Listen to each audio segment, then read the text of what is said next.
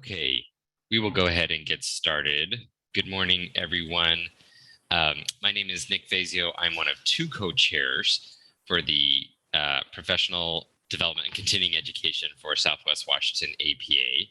And I want to welcome you to the last Planners Forum of 2021. We've held 3 of these Planners Forums in 2021 so far, along with 4 lunch hour webinars. So I want to thank you for all your support, for showing up to those. Hopefully they were useful. It was a really great experience for us. And just as a reminder, all of those forums and lunch hour webinars that we hold are completely free. They're CM credit eligible. So if you ever have any questions about how to get your credits, please connect with me. I'm happy to assist in sort of tracking those down for you. And if you ever have any feedback about the professional development continuing education opportunities we provide, you should give that to us so that we can make sure to continue working on it, making it better. We want to provide education opportunities that are useful for you. Today, we've got a really great Planners Forum. We've got a slate of speakers lined up who are going to be talking about skills for current planners. This is a topic that was identified with a survey that we sent out at the end of 2020. We sent out a membership survey and asked what you wanted education on, what you needed professional development opportunities for, and skills for current planners was one of those things. So we're going to go through that today. And then after that, several members of the Department of Commerce are here. They're going to be talking about sort of a year-end roundup. They're going to let us know what's going on in their planning efforts in the legislative field. So that should be really great as well. We're going to try and end at 11:15. So if there's time at the end of our session, we'll open the floor up to all of you to talk about what is interesting and what's happening at your agency. If we don't have time or if we're running short on time, we'll go ahead and skip that part. But we usually try to open up the floor for at least a few minutes to hear from those that want to share. So real quick before we get started, I'm going to invite Matthew Agenis from the Department of Commerce to make a few remarks as well. And then we're going to jump into our social justice moment before hearing from our first speaker. Southwest Washington APA committed at the beginning of 2021 to do a social justice moment at the beginning of every time we meet, because we can't let the pressure off, right? We need to consistently remind ourselves what social justice is and why it's important. So we'll watch a short 10-minute video about that, and then we'll get into our first speaker. So Matt, the floor is yours. Well, thank you everyone for coming. Actually, I'm going to defer to Valerie because she's much more eloquent than I am on this, on what Commerce is up to. So Valerie, take it away. Thanks, Matt. So hi, everyone. Valerie Smith here. I am the interim Deputy Managing Director for Growth Management Services. And I also, for the last 5 years, I've worked as a senior planner with Commerce, and I've actually done the Northwest Planners Forum. So it's good to kind of jump in on a different forum and see what you guys are doing and hear from you all. So thanks for having me. I'm going to be actually doing a presentation about all of the roundup of the 2021 Commerce stuff. So I'll hold off on actually doing any kind of announcements until then. So thanks again. Thank you. Okay, well, let's go ahead and jump in with our social justice moment. After that, we'll hear from our first speaker, Jason Lugo. So give me just a sec here while I share my screen, and then we'll get started.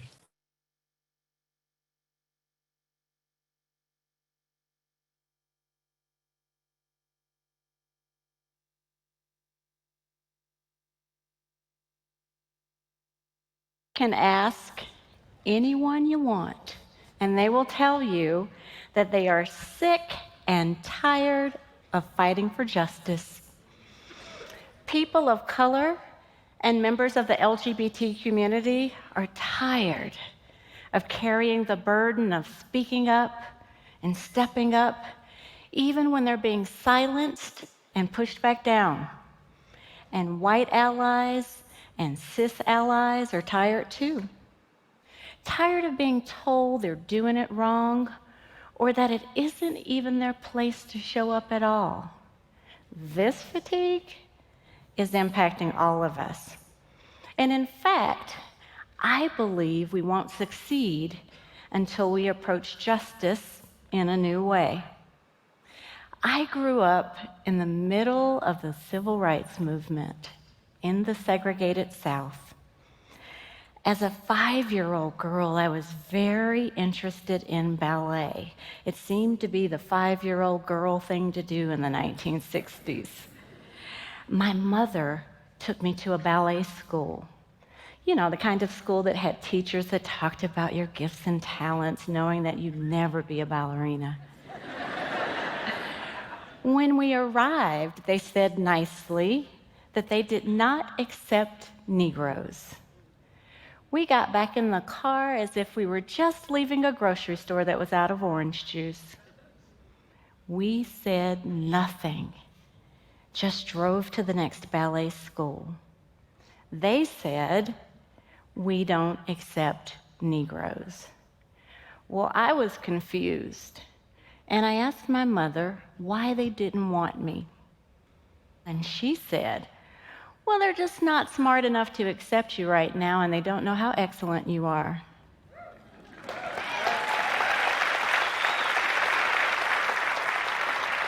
Well, I didn't know what that meant. But I was sure it wasn't good, because I could see it in my mother's eyes. She was angry, and it looked like she was on the verge of tears. Well, I decided right then and right there that ballet was dumb. You know, I had lots of experiences like that along the way, but as I got older, I started to get angry. And not just angry at the outright racism and injustice, I was angry at people that stood by and didn't say anything. Like, why didn't the white parents in that ballet school say, "That's wrong, let that little girl dance"? Or why didn't the white patrons in the segregated restaurant say, "Hey, that's not right, let that family eat"? Well, it didn't take me long to realize that racial injustice wasn't the only place that people in the majority were staying quiet. When I'd sit in church and hear some homophobic comment being disguised as something scriptural, I'd say, "I'm sorry. Why aren't the heterosexual churchgoers disrupting this nonsense?" Or, in a room filled with boomers and Gen Xers who started degrading their millennial colleagues as being spoiled, lazy, and overconfident, I'd say, "I'm sorry. Why isn't someone my age saying, 'Stop stereotyping'?"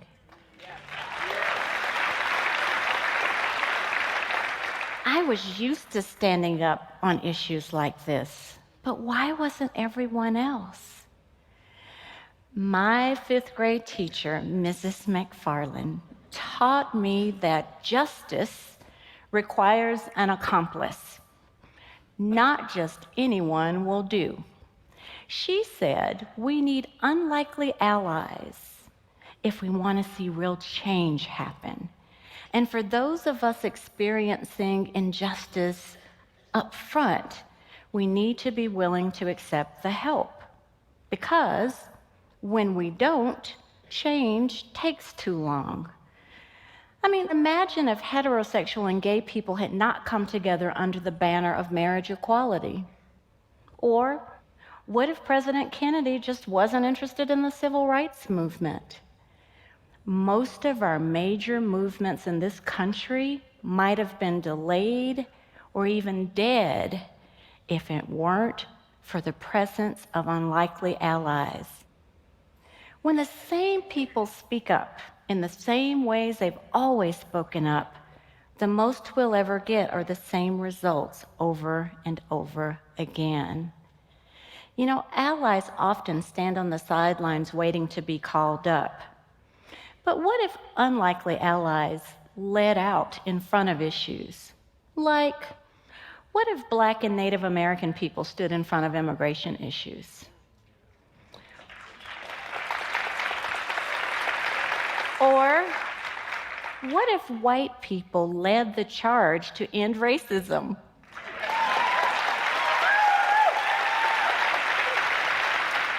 Or what if men led the charge on pay equity for women? Or what if heterosexual people stood in front of LGBTQ issues? And what if able-bodied people advocated for people living with disabilities? You know, we can stand up for issues, weigh in, and advocate, even when it seems like the issue has nothing to do with us. And actually, those are the issues that are most compelling. And sure, people will have no idea why you are there, but that's why those of us facing injustice must be willing to accept the help. You know, we have to fight injustice with a consciousness of grace. When white guys stand up to fight for the liberation of Black and brown people will have to be willing to accept their help.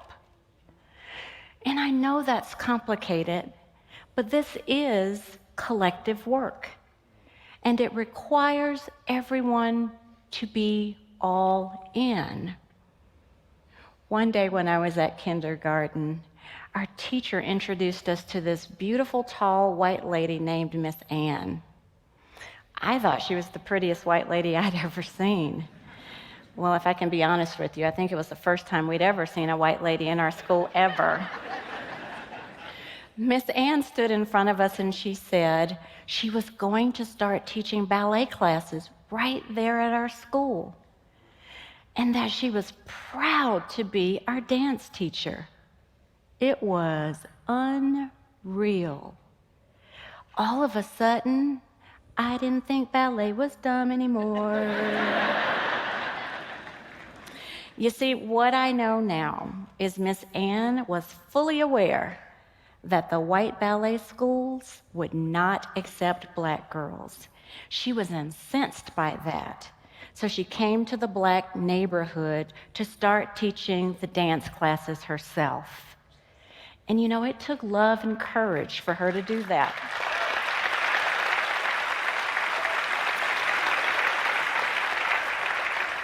And where there was no justice, she just built it. We all survived because we stood on the shoulders of our Black ancestors. We all thrived because Miss Ann was an unlikely ally. You know, when you add your voice and your actions to situations that you don't think involve you, you actually inspire others to do the same. Miss Ann inspired me to always be on the lookout for situations that weren't about me, but where I saw injustice and inequality happening anyway. I hope she inspires you too, because to win the fight for equity, we will all need to speak up and stand up. We will all need to do that. And we will all need to do that even when it's hard and even when we feel out of place, because it is your place and it is our place. Justice counts on all of us. Thank you.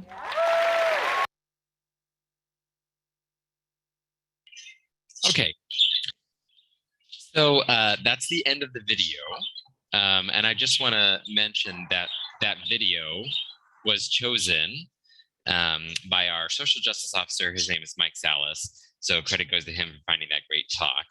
And the only thing that I will mention about that video is I thought it was really timely because we do these social justice moments, as I mentioned, at every every time Southwest Washington APA gets together. And to Juanita's statement, it is exhausting. And I imagine many of us are feeling tired of constantly feeling like we need to have this discussion, but that is the way of it. So a good reminder for us all to stick with this. Okay, so now I'm going to invite our first speaker, Jason Lugo, to give his presentation. I was looking at his presentation. It looks really interesting. It's called Tinsels of Tidbits, Tips, and Truths, Helpful Hints for Current Planners. Jason is a long-range planner with Cowlitz County Building and Planning Department. Before that, he worked as a current planner for the county for over 6 years. Prior to moving to Southwest Washington, he worked for the city of Cottage Grove in Oregon. He's originally from the New York area, and he studied geography at schools in New Jersey and Pennsylvania before moving to Oregon to study planning at the University of Oregon. So Jason, I will share my screen and you can take it away.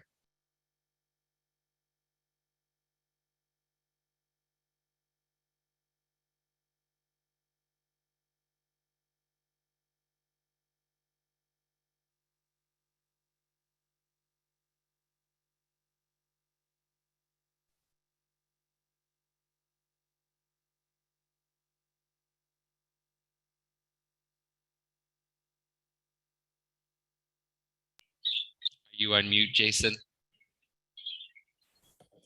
I think I solved that issue. Can you hear me?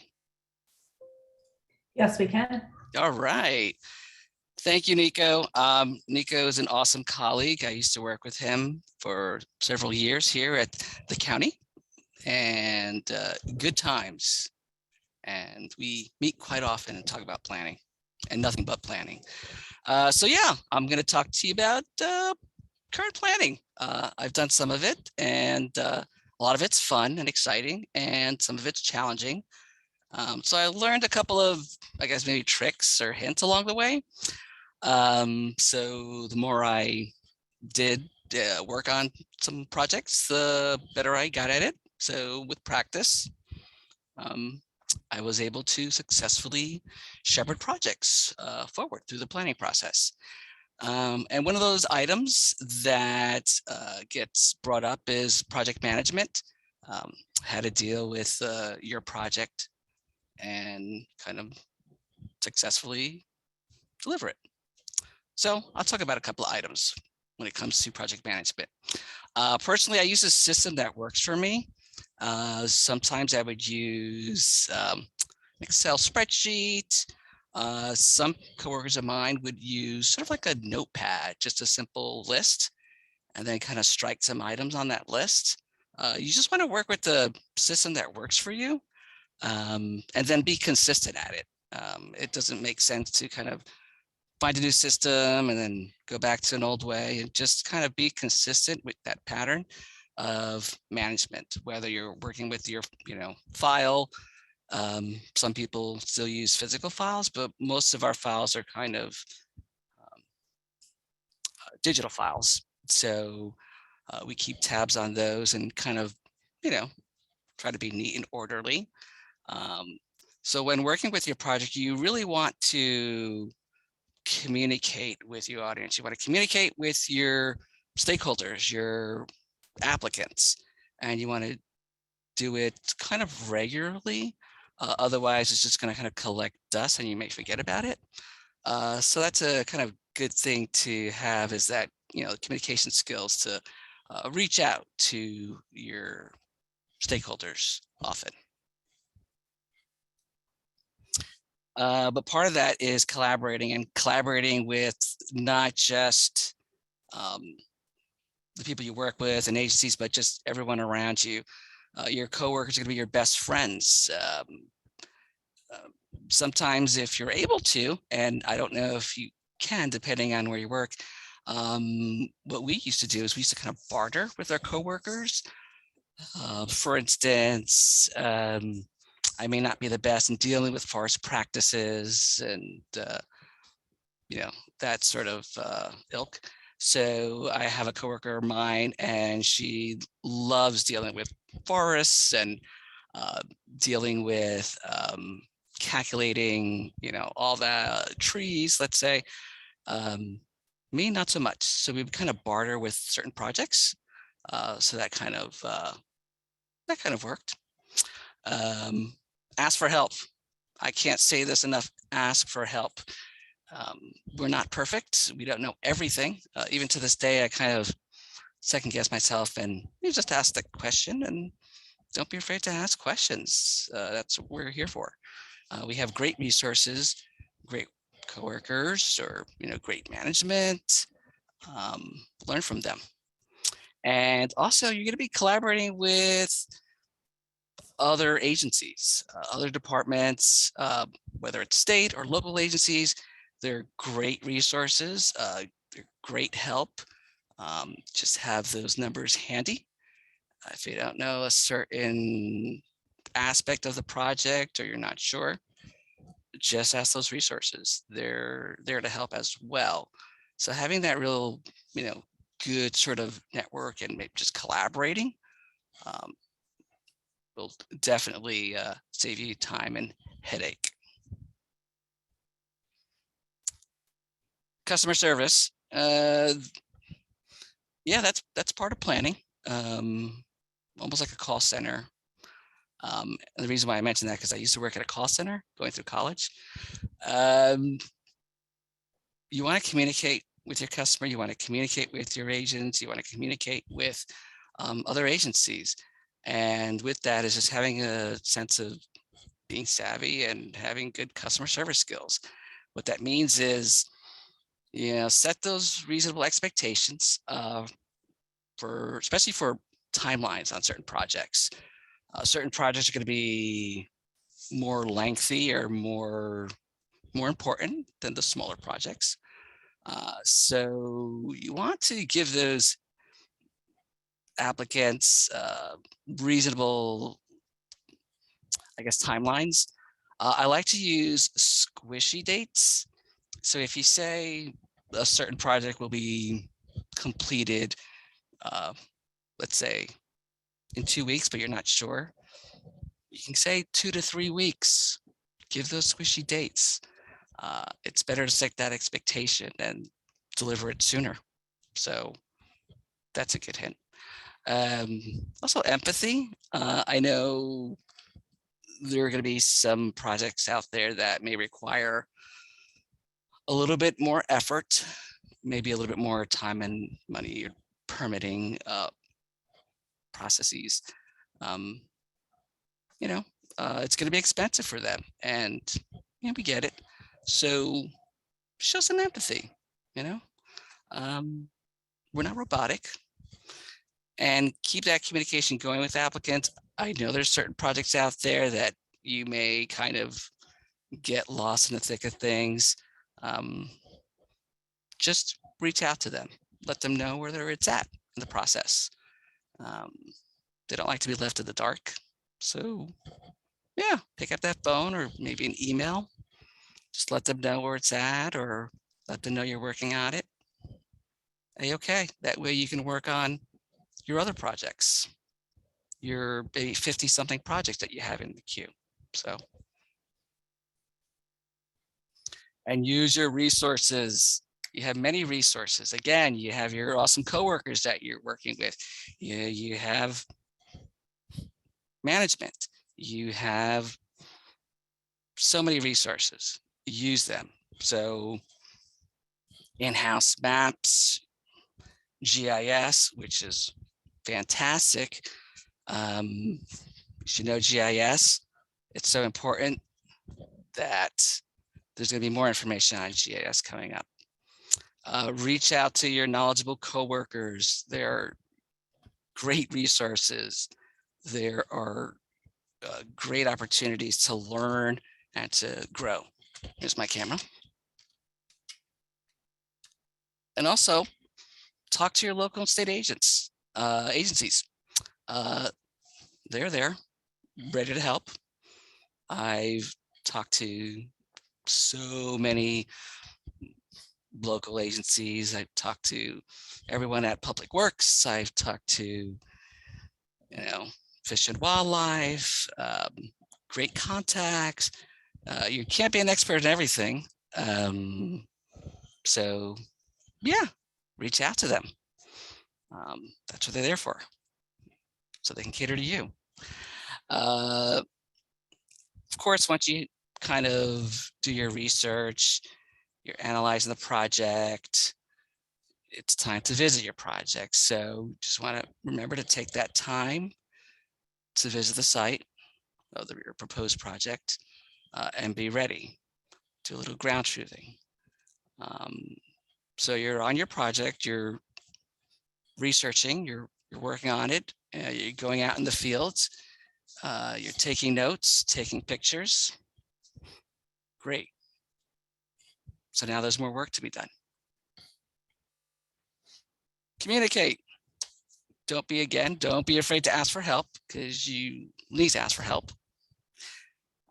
And that means you're going to be communicating with your stakeholders. You're going to be communicating with your applicant. There's items that you may need that's required to go on to the next step of your project. So yes, you're going to request that additional information for the project. You may need to do, let's say, a habitat assessment for riparian habitat for a nearby stream. And it looks as if there's going to be construction within that riparian habitat area. So therefore, you will communicate with the applicant. You will ask for that information. Once you get that information, you have it at your disposal. Great, they did their studies. Perfect. Again, keep tabs of your project along the way. So that way you can work on your other smaller projects and move on. And again, just communicate with the applicant. Yep, we received that information, we're good, and move on. I can't stress enough how the need for communication is just so important. But yes, there are going to be some other projects that requires more handling, which is okay. Some projects may require going through a special process, special use process, therefore requiring a public hearing. So you're thinking, great, public hearing. So you know you want to mark your calendars and set those expectations. That way you can work on your smaller projects and then just anticipate that time needed to set up and arrange to have that public hearing process, and get in contact with those people who will get that hearing examiner for you and see her availability. Then work on postings and mailers, etc. There's a lot of time that's needed for these projects. So take out your calendars, have a 3-month calendar at your disposal, knowing that your time is going to be filled with a lot of back and forth and communicating with your applicant.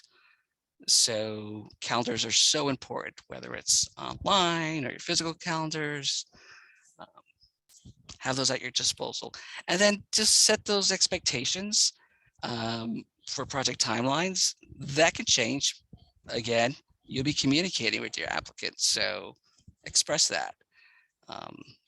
Maybe scheduling the hearing examiner doesn't work out. They may be on vacation for extended period.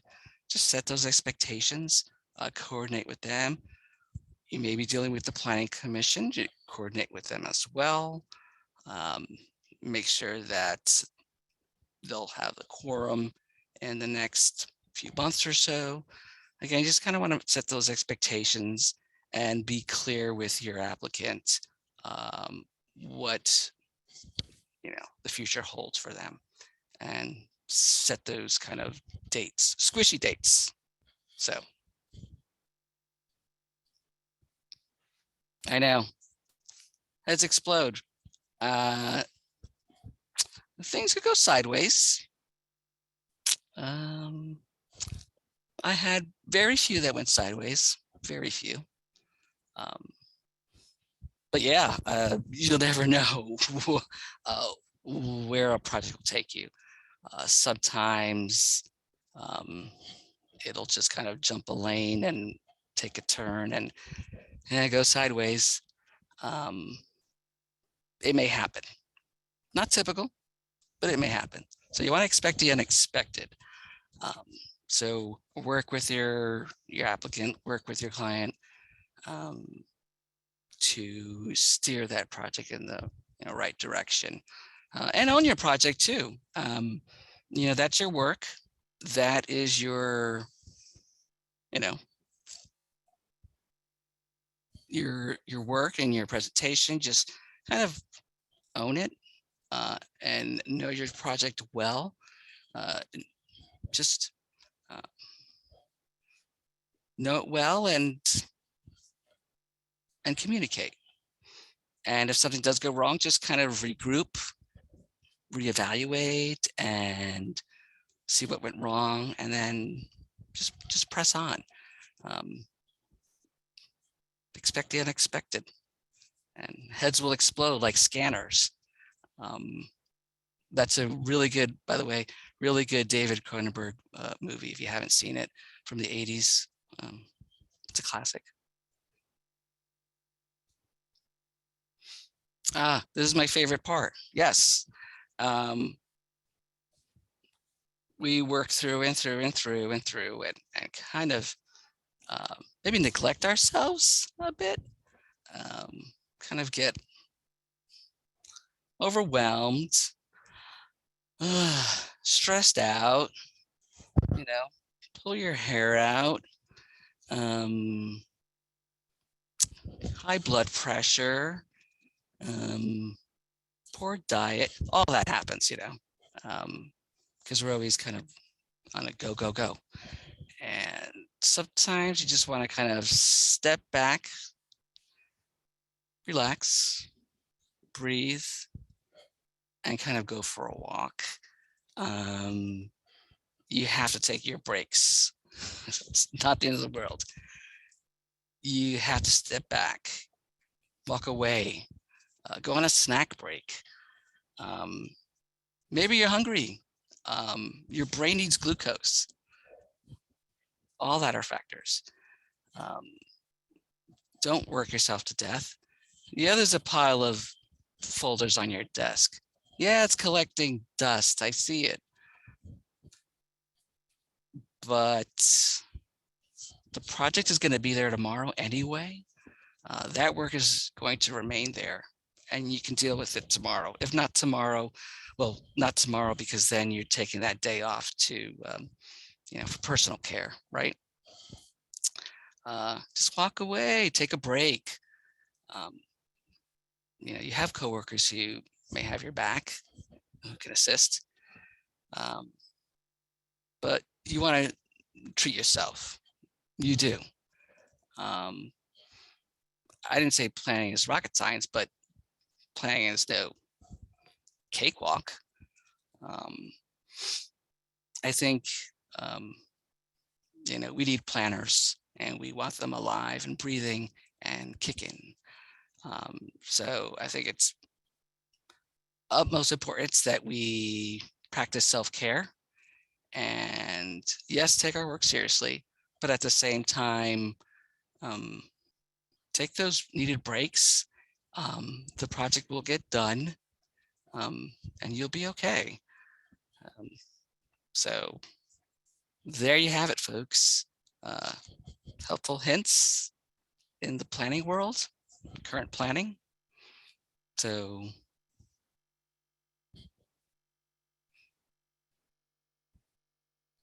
thank you, Jason. I think your last slide is my favorite slide, because I'm all about having an excuse to go get more glucose. Okay. Questions for Jason. I know there was some really good tips in there. I know I've got one question, but we'll open it up to the floor first to see if anybody has anything they'd like to ask. Feel free to raise your virtual hand or just come off mute and ask your question.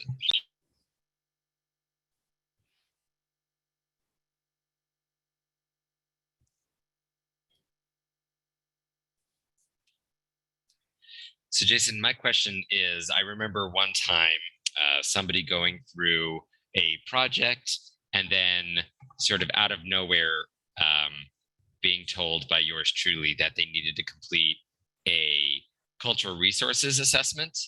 And so my question really is, I think that was something that nobody at the time really saw coming. So how do you as a current planner anticipate and understand and know all the various codes and different pieces of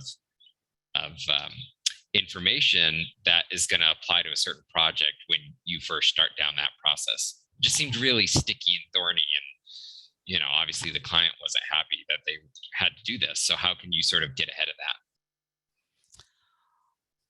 Well, it's a good thing to have a consultation, because you want to set that expectation. Of course, once you first receive the project, you want to really scrutinize it. You want to analyze it. You want to expect the unexpected, but you also want to make sure that some of the potential hurdles along the way, and do that sort of thorough job of, are there any those environmental hazards, those critical areas out there that may be a cause of concern. That's where using our resources comes in handy. Whether you're using GIS, whether you're using certain maps, FEMA's floodplain maps, whether it's using Department of Archaeology and Historic Preservation, DAP's website, the Wizard GIS tool is a nifty feature. So it'll go over those, potentially historic sites, potentially areas that you may find archaeological resources, just to anticipate what the applicant may run into. Just give them those heads ups and potential hurdles, so that they know that they may need to put a little bit more time and effort and maybe resources into the overall project. So I think having those resources handy and available is useful. Yeah, I would agree that the number one takeaway from your presentation in my mind is be upfront, communicate early and often. So that came through loud and clear. Yeah, and have that empathy face. Not the same as hearing face, right? Right. It's more of yeah. Great. Cause of concern face. Any other questions or comments for Jason before we go on to our next speaker? Or are they taking their breaks, Nico? Yeah, maybe they're taking breaks. Needed breaks. It's okay. Well, great. Well, thank you, Jason. Appreciate it. Great presentation. Next up, we have Bridget Vitala, who's going to be talking about successful site visits and field work. Bridget is an environmental scientist with WSP and has a background in environmental permitting and site assessments. Bridget has managed and performed numerous phase 1 environmental site assessments for commercial, residential, industrial properties, hazardous material corridor studies, wetland delineations, fish and wildlife habitat surveys, monitoring for mitigation and restoration projects, whole bunch of water characterizations, and also emergency spill remedial activities. She's also has experience in environmental regulations and environmental permitting, including NEPA documentation and ESA consultation. So would like to welcome Bridget. Bridget, do you want to share your screen? I can also share. You can just share it if you want. Perfect. I think you have my presentation. I do. Here we go. Great.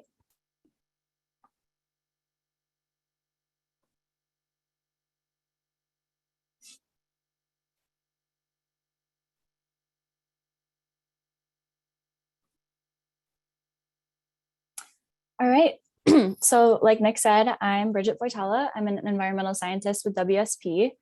I'm usually out in the field a few times a month, whether I'm just taking photos for a road project or doing wetland delineation, soil sampling. So I'll be presenting about successful site visits and fieldwork.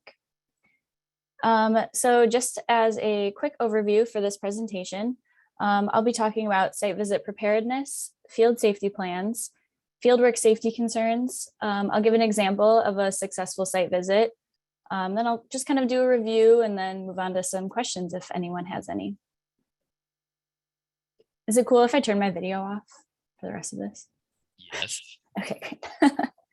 All right, so before I head out into the field for a site visit, I like to get prepared by completing a desktop site visit, usually about a day or two before I head out there. Google Earth is a super useful tool to check out the project area and kind of get a sense for what to expect on site. For example, in the Google Earth screenshot that I have on this slide, this was for a big corridor project on US 30 in Portland. I believe it was about 3 miles along that stretch. There were hardly any sidewalks along the entire stretch of the project corridor, and the road shoulder is extremely narrow. So there really wasn't anywhere to park for huge sections of this. So by using Google Earth, I was able to take a look at the site before I got there. I scoped out some parking locations, so I knew where to stop and take some photos. That way I wouldn't, just park at the southernmost section and have to walk the entire way. Street view was also super helpful because a lot of the business lots had locked gates. So what looked like parking, couldn't be accessed. Online GIS resources are also extremely useful. That way you can see if there are any wetlands on site, steep slopes, streams, or any other features that you may need to take a note of. And another way to prepare is to check the weather. That way you can dress appropriately if it's going to rain, to bring your high-vis vest. If it's going to be warm, dress a little lighter. Make sure you bring lots of water. Go to the next slide. Great, thanks. So now I'll be talking about some important information that you should always bring with you on site visits. Sorry about that. I always like to print out the scope of work and the contract to have with me. It's a good reference to always be able to look back at the scope, make sure that you're getting all the information you need and that you don't miss anything. You wouldn't want to, finish up a site visit and then, realize you forgot to check out a certain area of the project, forgot to take a photo, like a mitigation site and have to go back out. Usually I like to make a little checklist based on the scope and my tasks so that I can check things off as I go while I'm out there and I won't need to reference a whole document. A printed map of the project area is also super useful. You can take notes on it, mark locations of site features with a pen, as you encounter them in the field. That way, when you get back to the office, you can reference the map and remember exactly where you saw specific things. I also like to send myself a KMZ file of the project area so I can open it on the Google Earth app on my phone. That way I can see, exactly where I am within the project boundary, making sure I'm not getting off site, and, just to be able to kind of get a sense where I am out there. It's a bit more accurate than looking at a paper map, so I like to do that. It's also important to have client or property owner contact information while you're out there.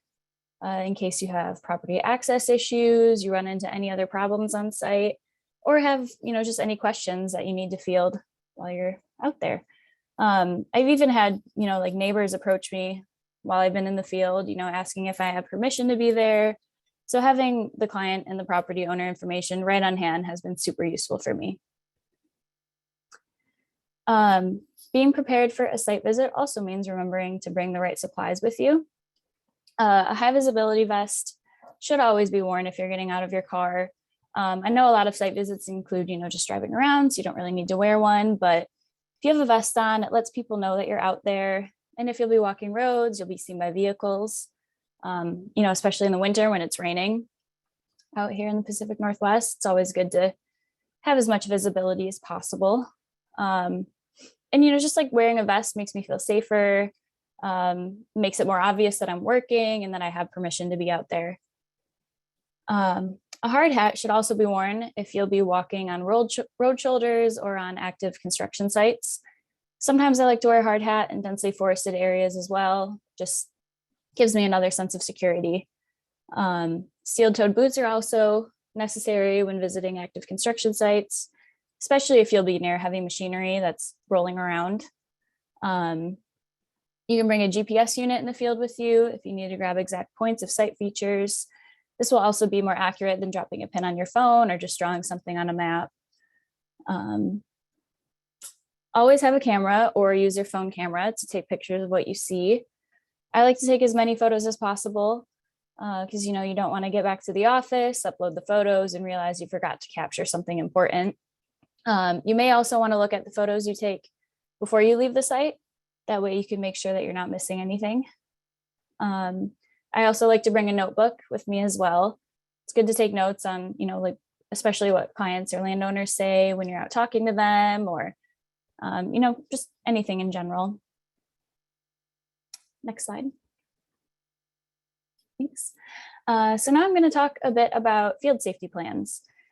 Safety plans are important whether you're out there, just walking down the sidewalk like a normal member of the public, or visiting a construction site, or even, walking through dense vegetation in a more forested area. Some key elements to include in these plans are the project location and the scope of work. It's always good to have the exact location that you'll be and the task you'll be performing, like I said earlier. Contact information for a client, project manager, your info you want to have in there. If like you have a safety leader that usually approves safety plans, so always good to have them in there too. You want the location and directions to the nearest hospital in case of an emergency, as well as emergency phone numbers like poison control. And in this day and age, COVID-19 protocols are always good to have in there as well. And then also you want to do a risk assessment for possible hazards that you could encounter in the field.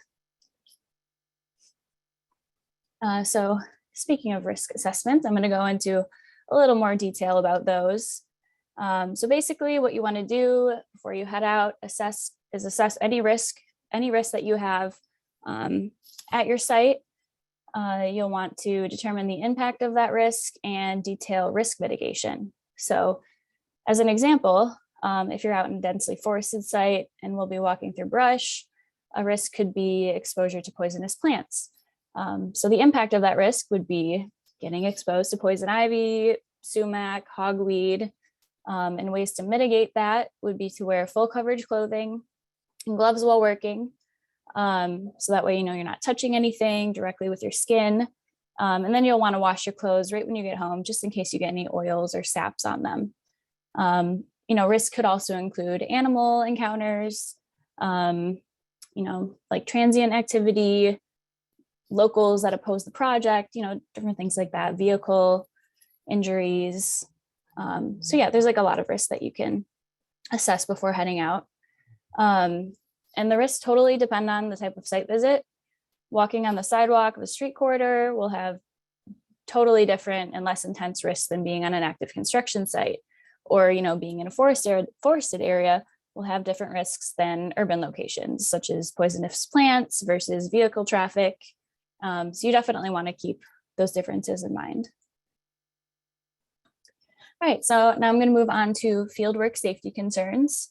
So usually you have some known or anticipated hazards before going out into the field, such as cold, heat, rain, other weather conditions, maybe snow, noise, especially if you're going to be near drilling equipment or on construction sites, traffic, slips, trips, and falls, and then vehicle breakdown or injury.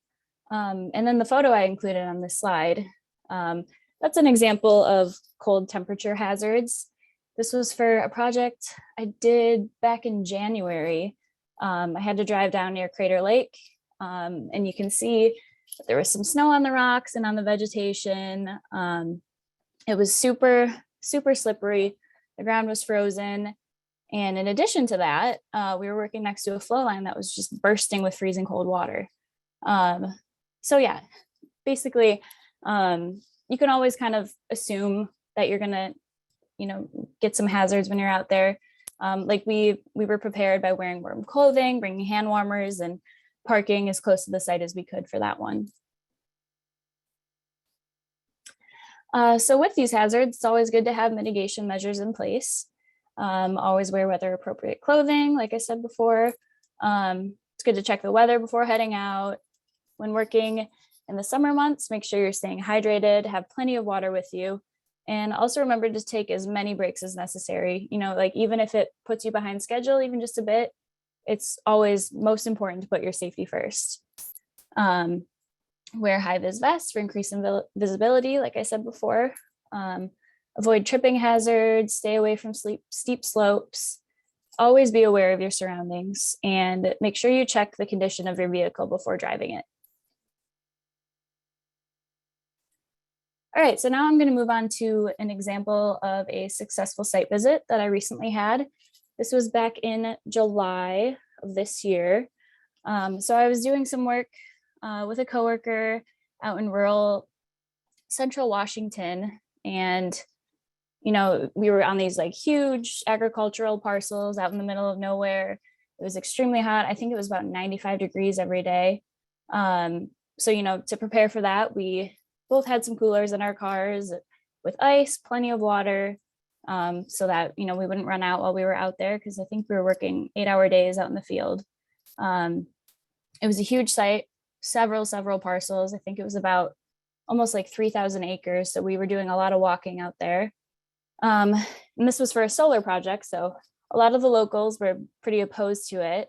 We did have one encounter with someone, but you know, we were ready for it. We remained calm, didn't give too much information about the project. You know, we were just like, hey, we're out here just looking around. You know, we don't really know what's going on. You know, that way you don't really have to get into a conversation with someone that you don't want to be in. We also did have some wildlife encounters out there. We saw a lot of evidence of bear activity and cougar activity. So we made sure to stay away from densely forested parts of the parcels. There weren't that much, so it was good to stay away. That way we didn't have any incidents with animals, and we were able to call our project manager while we were out there and, you know, tell him what was going on. And he was fine with it. You know, we were like, safety first, we're going to stay away. And everything worked out pretty well. It was also during fire season as well. So we made sure not to park our cars on any tall vegetation that could catch fire. That's something that's always important to look out for in the summer. So basically, just as a review of what I talked about, always be prepared for field work, perform a desktop site visit before heading out, have important information on hand in the field, create and review a safety plan prior to your site visit, assess any possible risks and know how to mitigate for them, and know about hazards before you head out. So yeah, does anyone have any questions?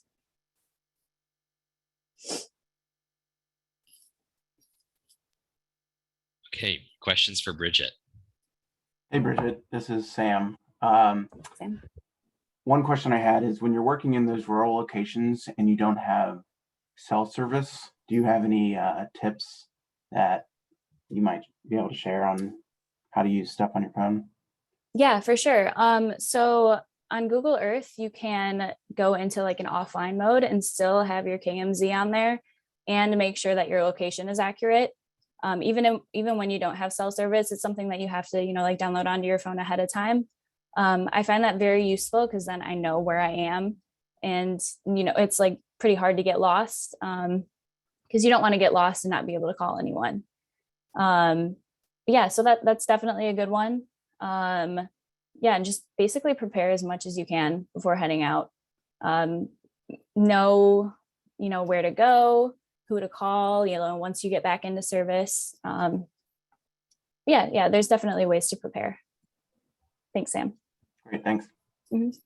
I'll hop onto that as well. I think that's a really good point about knowing the different types of technology that are available to you and having apps that can do the work on your phone without service. When I was at Cowlitz County, we had our own proprietary app that was written for us, that was for logging and sort of categorizing cultural resources. And of course, it's a really rural county. So what this app would do is, you know, have a form where you could log all the cultural resource information. It would cache it and sort of store it in a folder until you were in an area where you had cell service again, and then it would automatically batch it up into the GIS portion of the app. So there's tech out there that is useful for areas without cell service.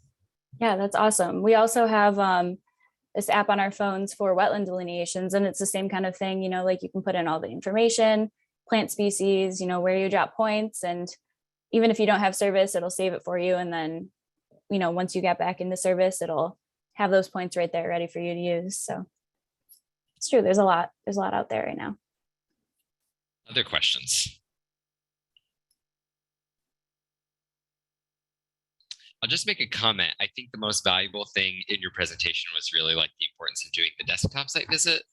I was known for, having a community meeting somewhere in a smaller town, going to that community meeting, and then like on my way back, right, thinking like, oh, I can go look at this corridor, or oh, I can go look at this site.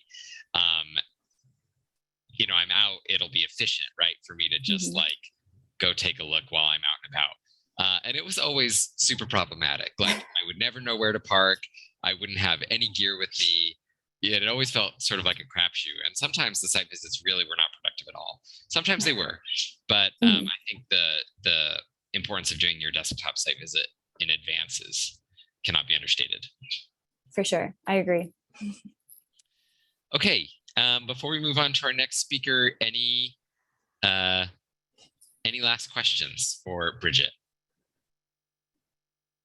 If not, we will go to our next speaker, Sam Rubin, who's going to be talking to us about GIS resources. Sam Rubin, planner experience with providing professional city and regional planning services and geographic information systems analysis and support. His background is in land use planning, geographic information systems, and housing issues. Sam has worked on a variety of projects, including corridor management studies, comprehensive plans, regional transportation plans, homelessness plans, and community coalition building. He also is ASCP and serves as president of Southwest Washington APA section. So I would like to welcome Sam. Sam, did you want me to share the presentation, or do you want to share your screen? I will attempt to share my screen. Okay. Take it away, Sam. Hey everyone, as Nick said, I'm Sam Rubin. I'm a planner with WSP.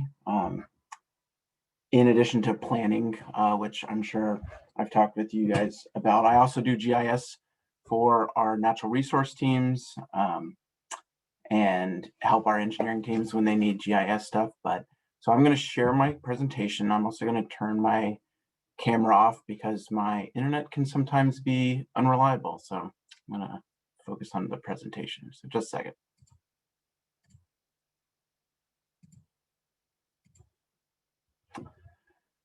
All right, can you guys see that?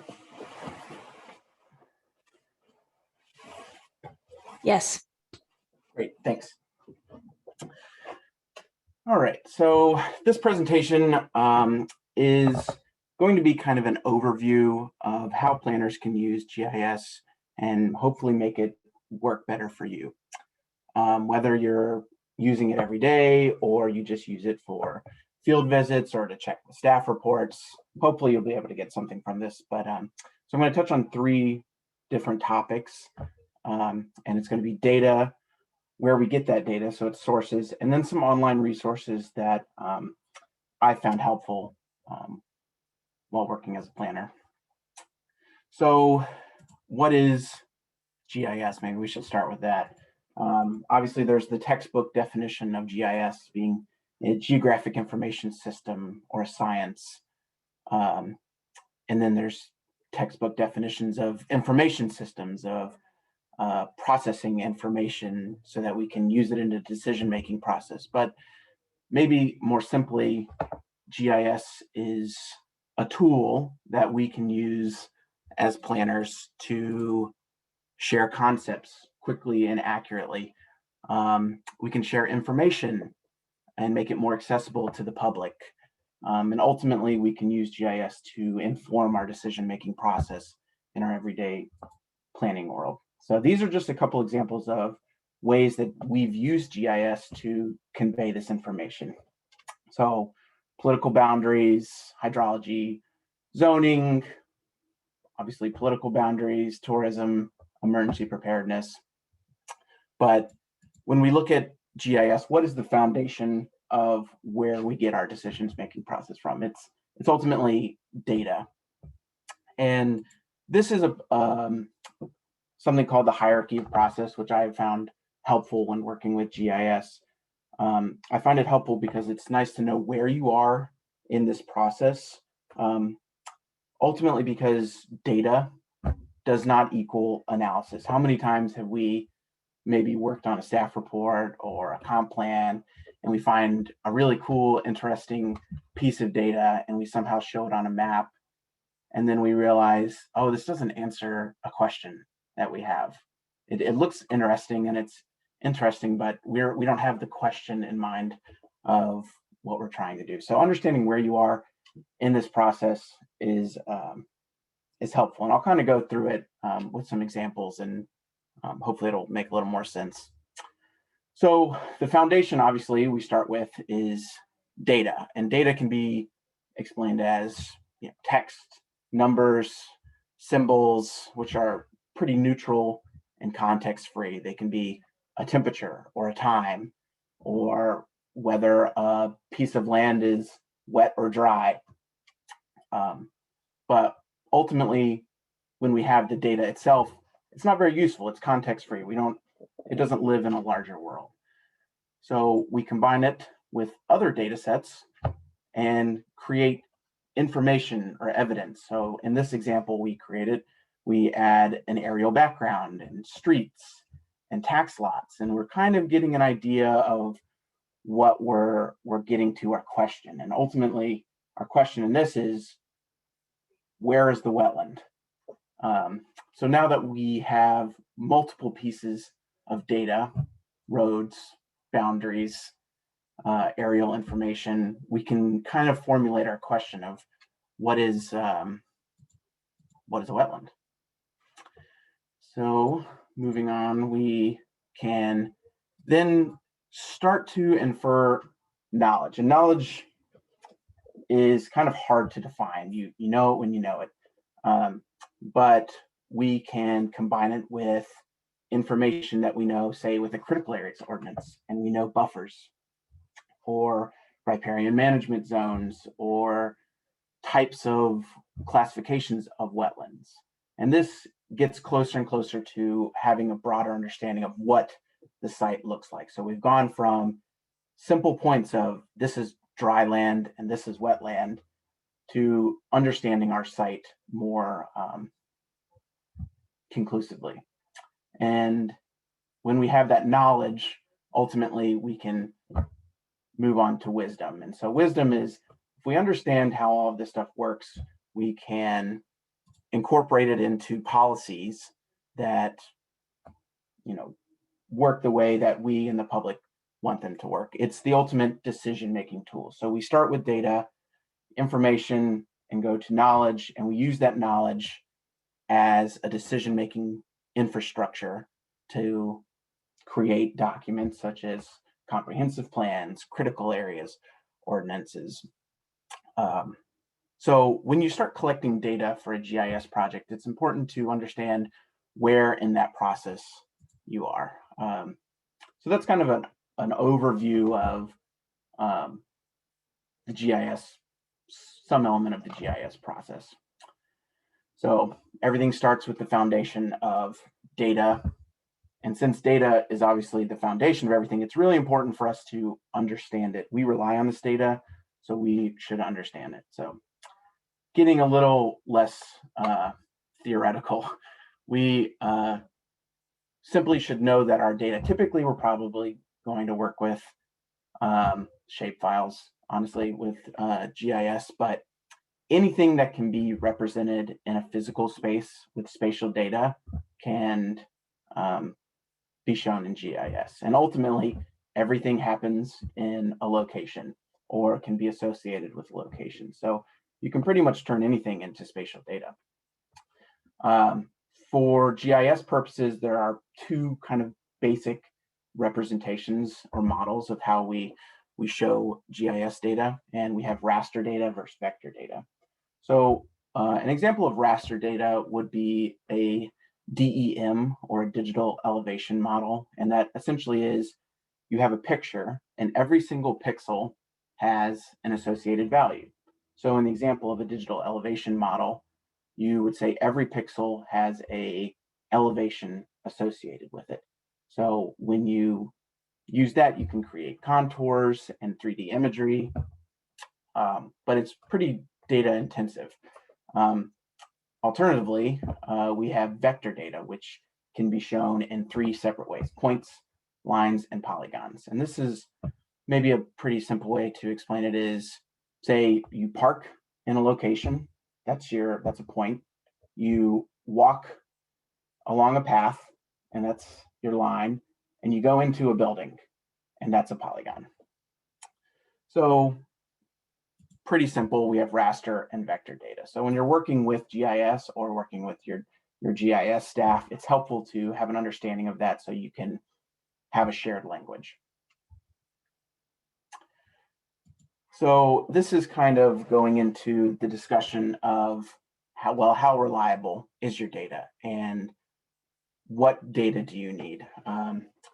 So another definition for GIS that I've heard often is GIS stands for Get It Surveyed. So there's different levels of reliability for what you're trying to answer your question is. But some questions to ask yourself when you're working with a data set that you've downloaded is, well, where did that data set come from? Did it come from a government agency like FEMA? Did it come from a private citizen, like a hand-drawn site plan? Did it come from interest groups? And then why was that data created? Was it created for safety purposes, such as maybe E911, so you know roads are going to be pretty safe? Was it created for politics, like political redistricting, or possibly research driven? And then in addition to where it was created and why it was created, how was it created? Was it created by maybe georeferencing a picture? Was it done with a field survey? Or maybe it was done with remote sensing, a modeling? And these are all different levels of accuracy, but you don't need necessarily the highest level of accuracy to answer your question.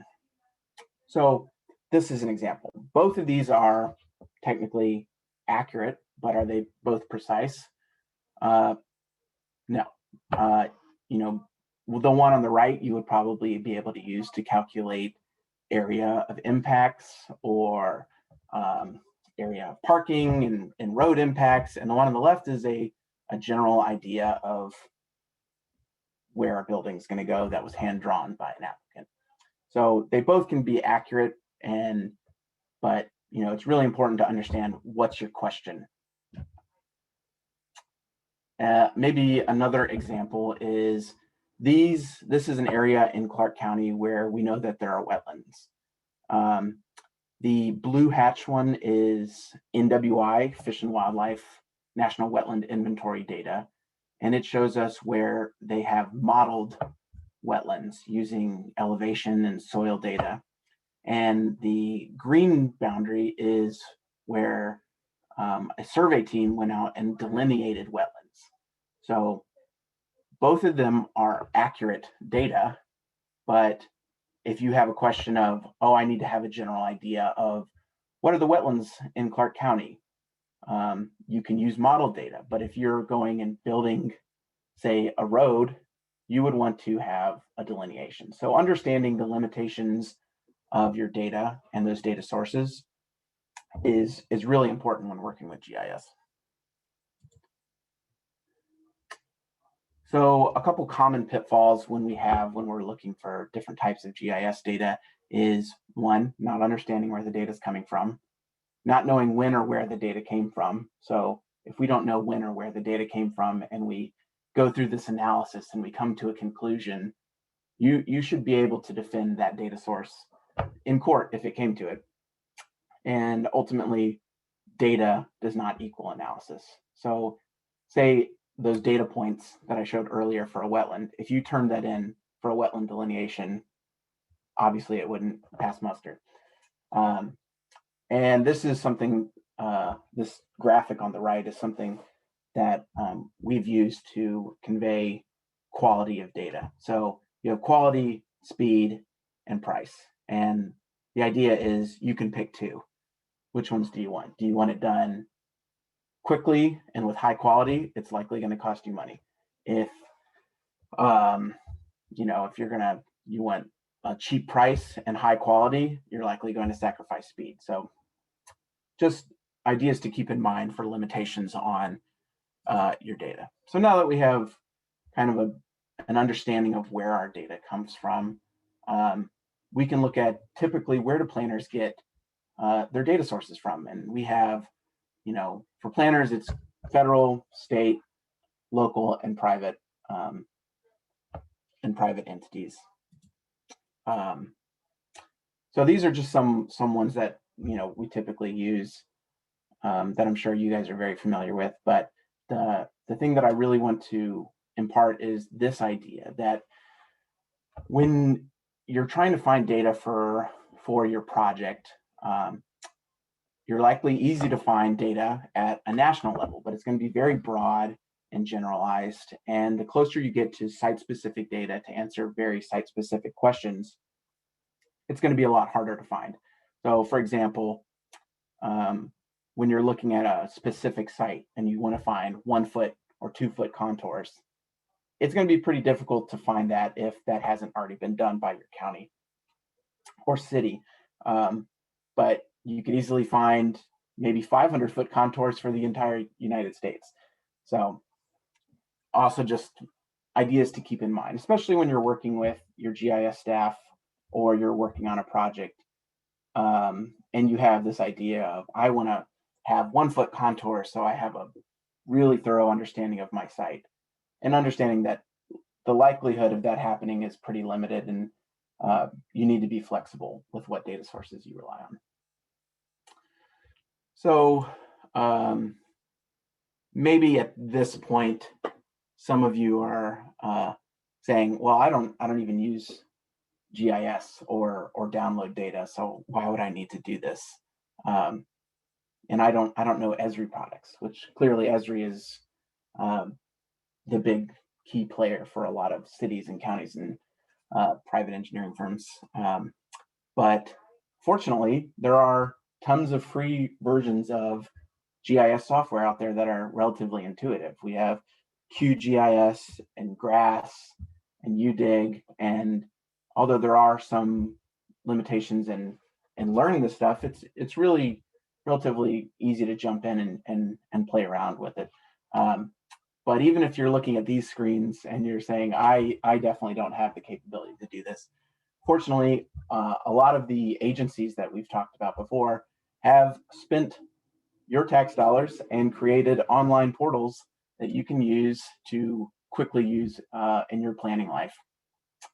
So these are some basic ones that I use every day when working as a planner, writing staff reports or filling out SEPAs or writing project narratives or working with applicants. This is actually my bookmark toolbar that I frequently use, and we can see clearly I'm using the local Cowlitz County Epic Mapping and Clark County Maps Online, and then some other ones that even Jason and Bridget talked about. So NWI, we have Wizard, Township Section Range, Watershed Boundaries, and this slide will be available if you're interested in kind of pursuing these. But the idea is that there are tons of different GIS applications out there that you do not have to be an expert in GIS to use. So some of the ones that I frequently use is obviously U.S. Fish and Wildlife National Wetland Inventory. And again, I use this when I generally need to find out, is there the potential for wetlands on the property or within the project area? So this is a really great one. One that I use frequently for projects is the NOAA Interactive Inventory. And the reason I like this one is you can go and search different areas across the country, and it'll tell you all of the different Army Corps bathymetry and LiDAR that's been flown in the area. And then it even offers you the option of downloading contours at the interval you prescribe based on that LiDAR that they've flown. So you can create contours and easily for a site. So when it's not for everywhere in the US, it's typically around water bodies. But it's a pretty good resource when you're trying to find elevation data. So yeah, this is basically LiDAR. So this is where that example was out in Ilwaco. This is a super simple one that I use frequently from WashDOT. So when I'm working on a project and I have to fill out my SEPA or a staff project and I need to write township, section, and range, I can pull this map up, zoom into my project, and easily identify where I am and click on it, and it gives me the township, section, and range, and it's already written out, so I don't even have to relearn how to write it out every time. One thing that's pretty common with all of these online tools is they have the same tools: measure, draw, identify, print, share, add data, transparency. So there's no harm in playing around with these. You're not going to break data. So if you're doing it on your local computer with ArcGIS, you could definitely mess up the data. But on these, it's great because you can just refresh. The value of these is they can easily create quick reports that you can drop into staff reports and share with coworkers, commissioners or council members, and even applicants. So this is an example where, say you have an applicant come in, you can print off a flood map of saying this is generally what the flood plain looks like around your property, and they can take it with them. So these are great tools for planners to have in their back pocket to answer questions. And also there's a lot of new stuff coming out. So this is kind of a last minute thought I wanted to throw in, but there's a lot of really good Esri products that are coming out for story maps that I'm sure you guys have seen, but they're really interactive. A lot of cities are using them for comp plans and art tours and even traffic cams. So I would suggest checking those out. But so in conclusion, I kind of want to just highlight some of the takeaways is that GIS isn't a single tool. It's a decision-making process that, or it's a tool that you can use for a decision-making process, but it's not a single software. Data and where you get it and understanding that is crucial. And do you trust your sources? Staying organized with your data management. And then there's a ton of online GIS tools already available for you to use. And, you know, Google's your friend in this circumstance. So that's everything I have. I'll open it up. I'll turn it over to Nick, who will open up for questions. Thanks, Sam. Great presentation. Questions for Sam about GIS? And I'll also point out that Keisha has put something interesting in the chat. Looks like there's an online GIS certificate program available online, so you can check it out at that link there. Sam, I thought the graphic that you shared with, you choose to price, quality, or speed was really insightful. It's a good thing for us all to remember that, something's going to have to give, right? So in terms of being a local planner, maybe working for an agency doing current planning, it's really up to you to advocate what's going to be the thing that gives, right? So appreciate that. Questions or comments for Sam? If not, I will invite our next speaker, Sarah Fox, to give her presentation. I think she's going to be talking to us about interagency coordination. So Sarah Fox works for the Washington Department of Commerce Growth Management Services as the manager of a multi-year project to develop guidance for counties and cities to address climate change. Sarah has over 18 years of expertise in local government policy development, current development review, long-range planning, and environmental planning, with 16 of those years at the city of Camas. She is a U.S. Army veteran and serves as a council member for the city of Vancouver. So Sarah, take it away. Thank you, Nick. So quick question, am I showing you my notes slide or my presentation slide? The presentation, so it looks good. Oh, good. Okay, sometimes I get the screens mixed up. Well, good morning, everybody. My presentation is going to really super hyper focus on just how best to coordinate with other agencies and individuals in a project. So moving forward, just the basic questions are kind of the guideline, but the who, what, how is how I organize this presentation today. And so the who to invite, so taking a real broad look at what your outreach goals are for the project. Is it a shoreline plan or a comprehensive plan update, or is it a housing plan? What are the goals? They're very individual to what type of project that you're working on. And then when you take a look at perhaps if it's a shoreline update, you're going to brainstorm a list of groups and individuals that you will need to be at the table as you're working through the update.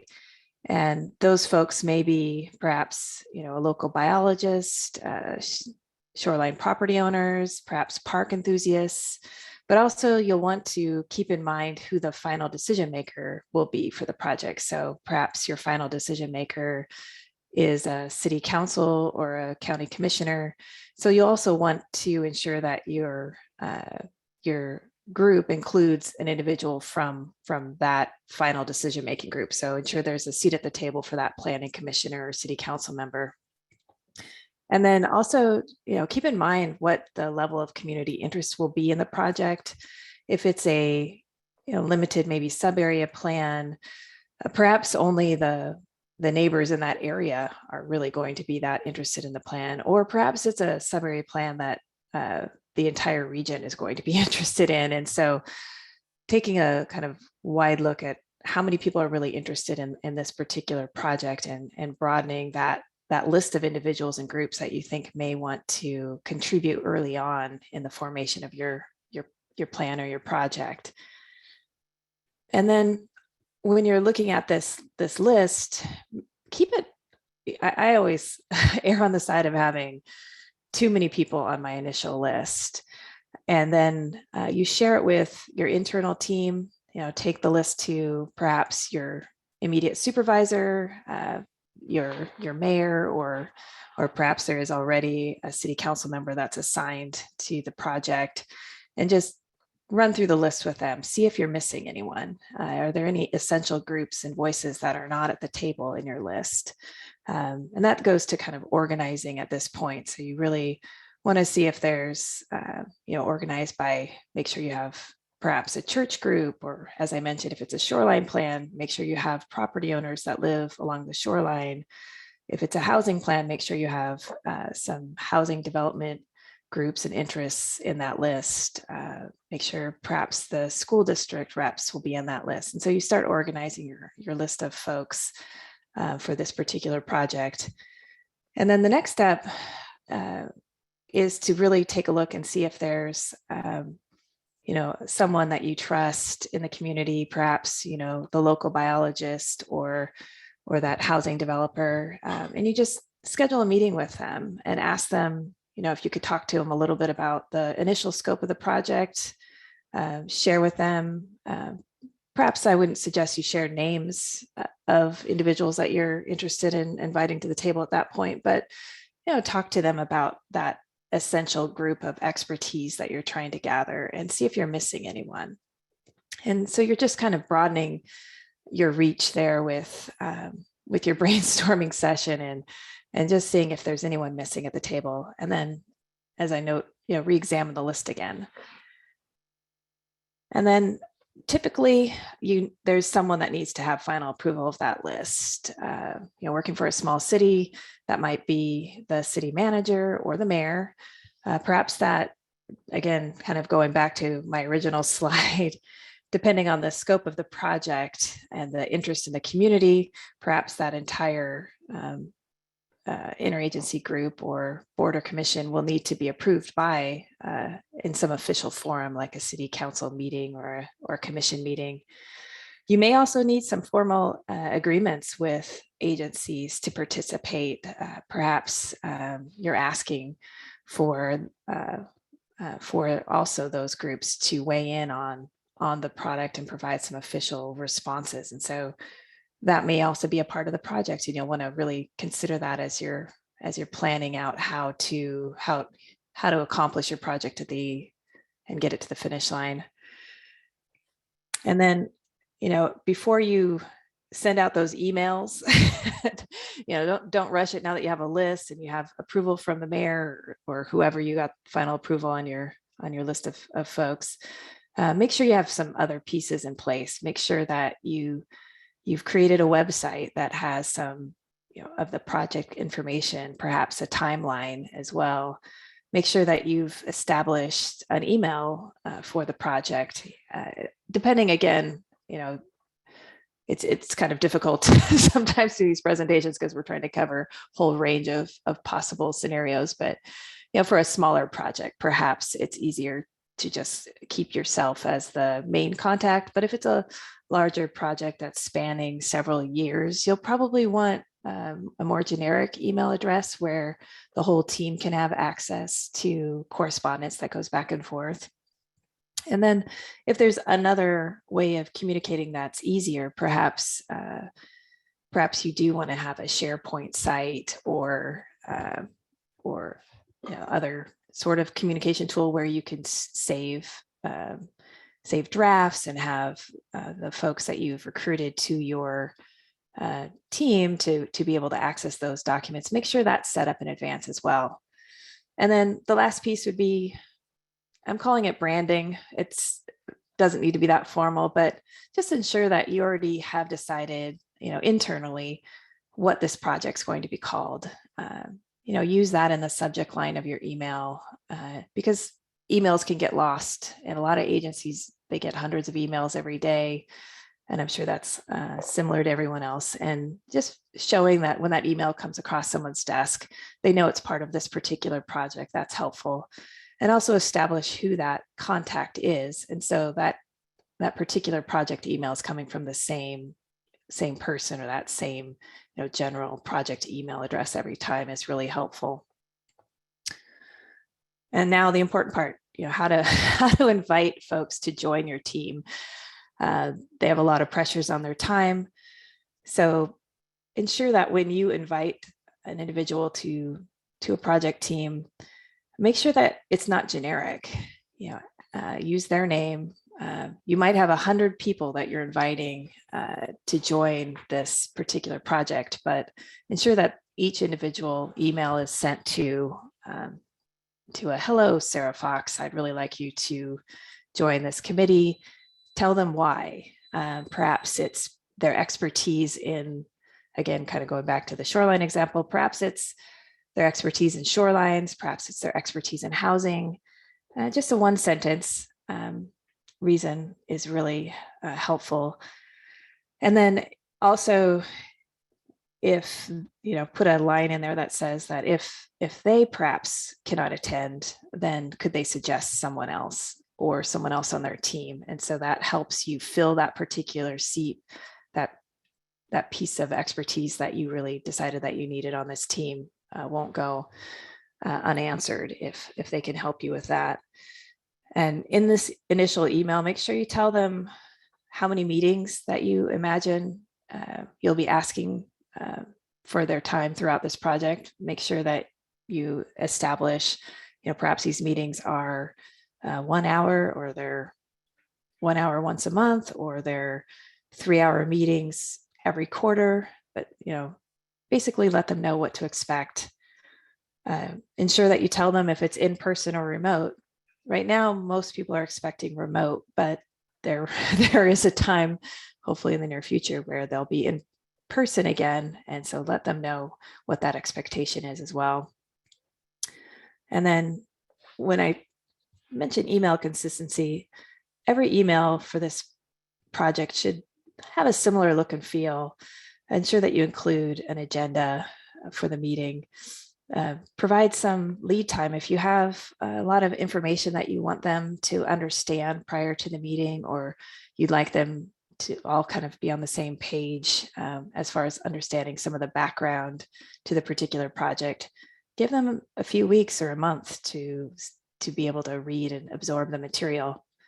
And then I always like to thank them for their time. It's definitely not disingenuous to thank folks for their times, because at the end of the day, most of these committees and commissions, they're volunteering their time.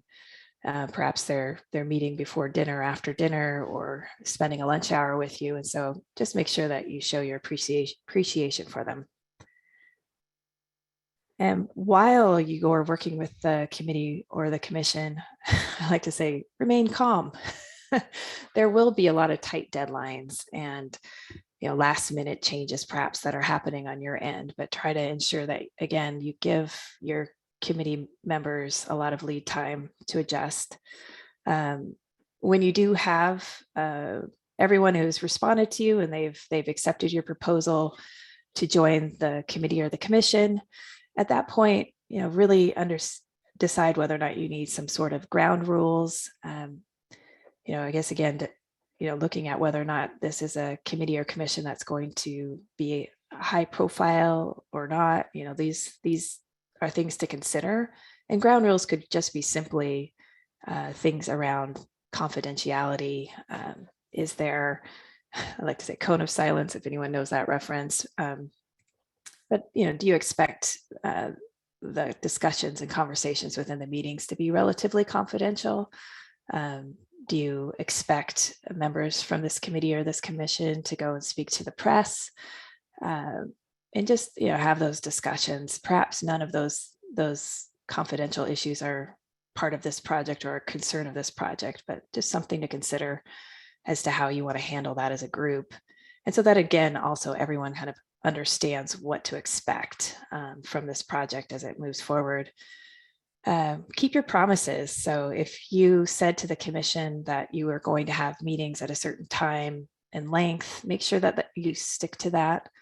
Also, if this term of this project was meant to be a year or two, and all of a sudden you realize as you are moving through the work that it's going to take longer, at that point you really do need to pause and really respect everyone's initial commitments. And if you need to allow someone to bow out, allow them to do that and reseat with someone else, or even decide as a team that perhaps this project needs to have a phase 2, and perhaps really have a distinct break for all members of your committee or your commission. As far as meeting reminders, this is always good practice to just put it out at least, a couple weeks in advance if you can, especially if there are things for them to read, digest, and respond to. If there's really nothing other than you have them show up at a meeting and just provide their expertise, perhaps just a week is fine. The tracking system is, kind of goes back to the project management tools that Jason was speaking about, but whatever your system is, ensure that the other members of your committee or commission have some access to it so that they can look back and, take a look at your meeting notes, kind of check back and see where they are on the project timeline. Perhaps your tracking system's online already, maybe it's built into a website that everyone has access to or something along those lines. But the members of your committee have other jobs and pressures for their time. So being able to have a place where they could, quickly kind of remind themselves where you were at the last meeting is very helpful. Celebrate milestones. So if you have different parts in your process where a draft is approved by a planning commission or a draft is approved by, a citizen committee, celebrate it. It's a big deal, and they should all be sharing in the pride of moving something forward. And then the contingency, I kind of spoke to that already, but if the project is languishing a bit, or there's a holdup due to something unexpected, perhaps again, some group becomes very upset at the project, and you kind of have to realize that maybe you didn't invite everyone to the table that that should be at the table, that sort of thing. Just stay calm. It's okay. These things happen. And perhaps, again, kind of go back to the maybe at that point, you reconvene as a phase 2 and invite more people into the process, into the table, invite more agencies, and then move forward from there. And so just to wrap up, I mentioned that interagency communication is really about the who, what, the how, and then remain calm. And if you have any questions, feel free to reach out to me.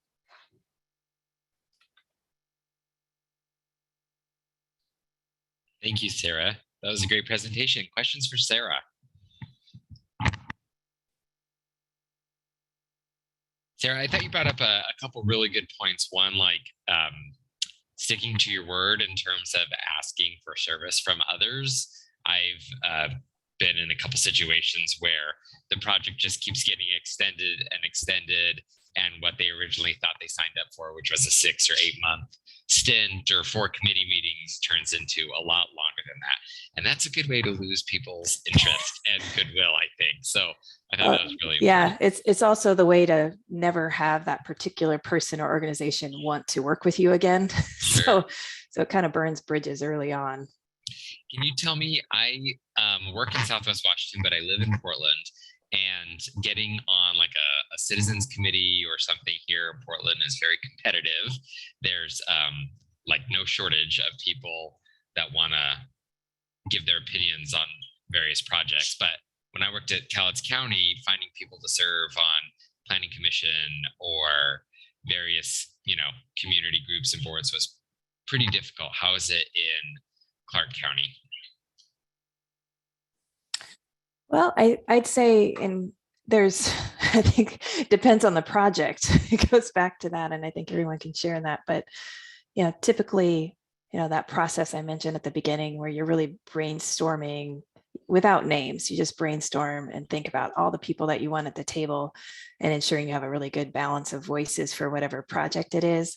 I think it really starts with if you have put out perhaps some information on your website asking for folks to volunteer, and you're not really seeing interest, and you've put maybe an ad in the paper and sent out, used your other social media tools to put a blast out there, and it's crickets.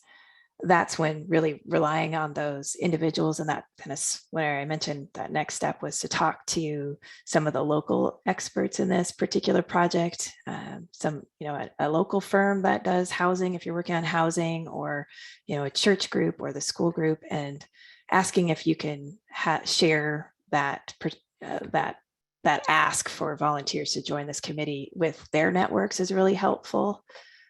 Depends, really knowing your community and relying on your planning commission or your city council member too, that might know the community better than you if you're new to that particular company is helpful, because maybe they know that everybody goes to the school board meetings, or everybody goes to a particular committee town hall or something, and make sure you're there to have that ask and share a little bit about your project, and that helps get the word out.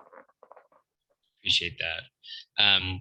Jason, you have a question. Go ahead. Yes. So, Council Member Fox, I really appreciate. Don't call me council member in this forum. I'm sorry. I'm a resident of the city of Vancouver. Okay. I'm thinking of as a Vancouveran or Vancouverite, or anyway. Okay. Sorry. I am definitely eager now that I'm a resident of the city of Vancouver to research and take a look at some boards and some openings. So you'll probably see me participating soon. So I just want to say I appreciated the conversation, and thank you. Yeah, I'd say with the hat of City of Vancouver council hat there, that there's a lot of boards and commissions that get a lot of interest in the City of Vancouver, and so there tends to be an abundance of folks that are volunteering, and I've noticed in the smaller cities that isn't necessarily the case. So it's an interesting problem to have when you have more volunteers than you can possibly accommodate. Yeah. No, I appreciate your tip about really communicating in advance, getting the information out there, and using your local connections to understand who is available. So with that, any final questions for Sarah before we move on to our next speaker? Okay, well, thank you, Sarah. I appreciate it. I will just quickly recap a couple of the lessons and sort of threads that I've heard from our 4 presenters who talked about skills for current planners. 1, communicate early and often, right? So it seems like we can't over communicate, whether it's to your applicant, your stakeholder, other agencies, your coworkers. Really, current planning seems to be pretty intimately tied to communication skills. So good reminder for us all. And then secondly, use your resources, right? There's a lot of resources out there. The information is there for us, I think, to make good decisions, to make good assessments. So we just need to make sure that we're using the correct resources and that they match the needs or the challenge at hand. So with that, we'll transition now to hearing from Commerce. We've got 2 speakers from Commerce, and as a friendly reminder, we've got about 45 minutes left. So I will ask Anne to go first. Anne, AICP, Anne Fritzel. AICP is the Housing Program Manager with Growth Management Services at the Department of Commerce, and oversees the development of guidance for implementing new housing-related planning requirements, 3 housing grant programs, and the multifamily tax exemption program. Before joining Commerce, Anne worked for local governments in British Columbia and Washington State, specializing in transportation planning and urban design. Anne has a Bachelor's of Science in Economics from the University of Victoria in British Columbia and a master's degree in urban and regional planning from Queen's University in Ontario, Canada. And Anne has presented to us before, so I want to welcome you back, Anne. Thank you for coming back and talking to us. Please take it away. Hi, Nick, and everybody else. Thank you. Yeah, there's lots of exciting stuff happening with housing in the state. Certainly lots that's keeping us busy. So I'm just going to share some of the highlights about what's going on. So can you see my slides? Everything works? We can, and we see your notes slide. Oh, okay. Let's. So if you go up to, if you click your slideshow and then at the top, you'll see display settings, you can switch it. I've never done that. So it just works. From beginning. Okay, from beginning. Yep. And then display settings. Yep, click that. And then swap presenter view and slideshow. There you go. Okay, thanks so much.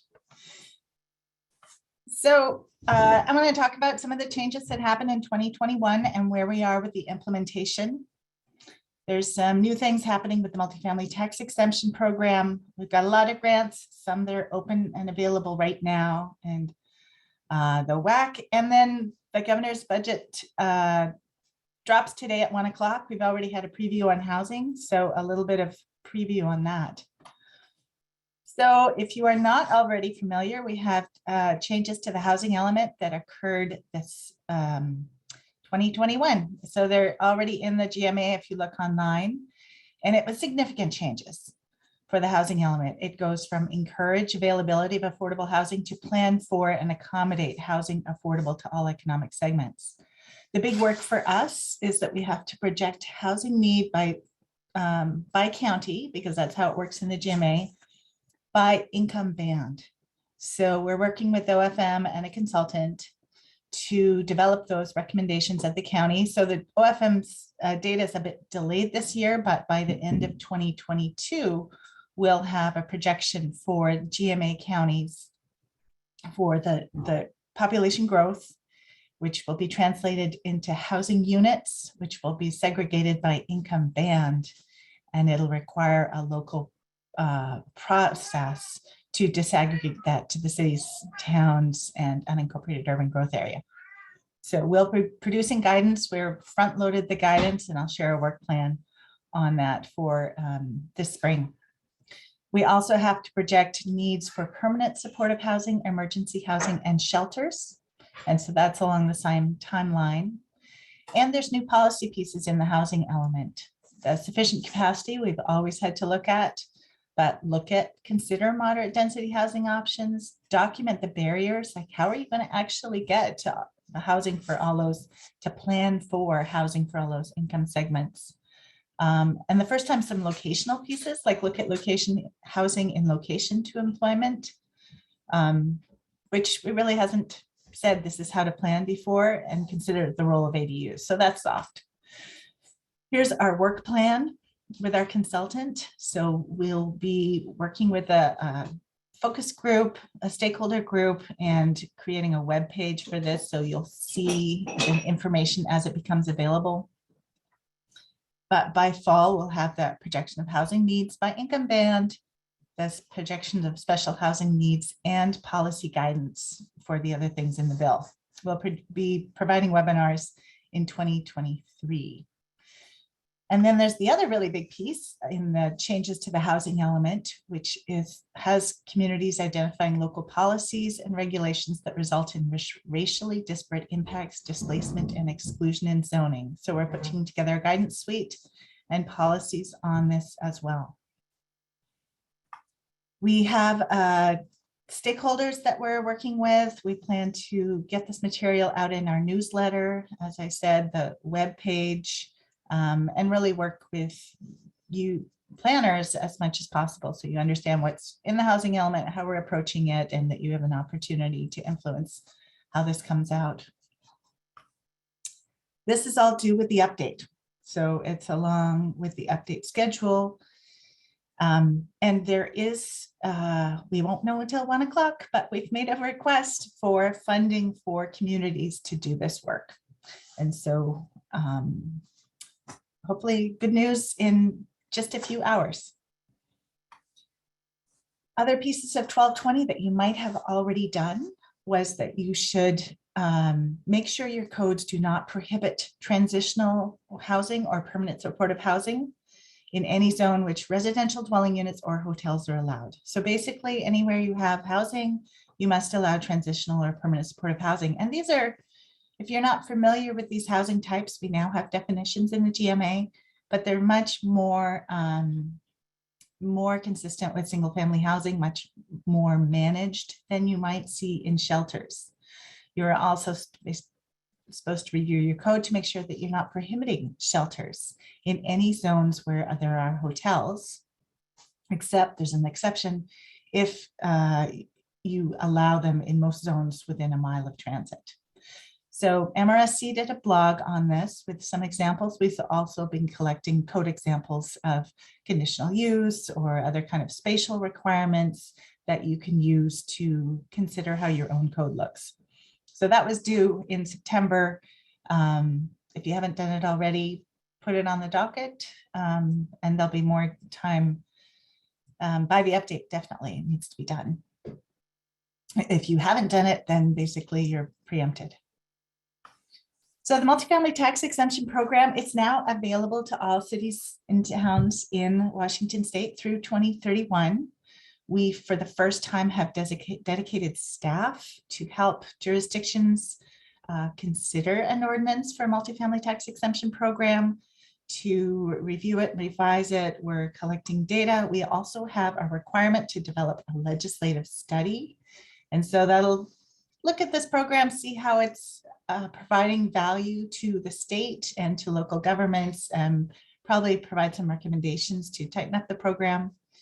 And we'll also a few other pieces like a template for permanently affordable home ownership under this program, and an audit program. So we have a new webpage on that too. And if you are considering an MFTE program, we have staff that can help you with presentations and other information.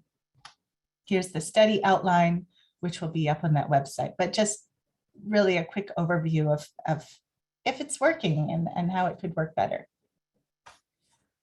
I mentioned we have a lot of grants out on the street. We have $5 million for Housing Action Plan implementation grants, not to be confused with the grant round we did in 2019. It's the same funding We're not funding the section 1, the code pieces, because that wasn't fixed in the legislation, but we're funding implementation, new housing action plans, and implementation of the housing action plans that you have already adopted. We already awarded 1 round, and there's a 2nd round that just opened last week. So if you're thinking about a housing action plan, which is optional, it's fully optional under the legislation, but it really will help you prepare for that housing update. The due date is in January. It just opened. So if you go to our grants page, which I'll share, you can see the information about that. And that's for GMA cities and counties, but we also have planning grants for partially planning. They're 25,000, but we have a lot of great examples on our website that you can use as a basis to do your own housing action plan if you're not fully planning under the GMA.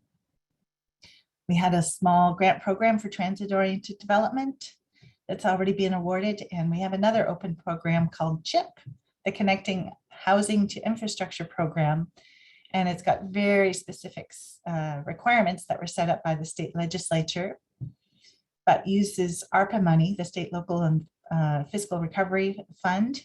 And so that is currently open, and it's due January 7th. The applicant needs to be a city, county, or public utility in partnership with Affordable Housing Project, and we'll pay for the infrastructure that connects the housing to the main line and the system development charges. If they're waived, we will provide the waived portion to the utility.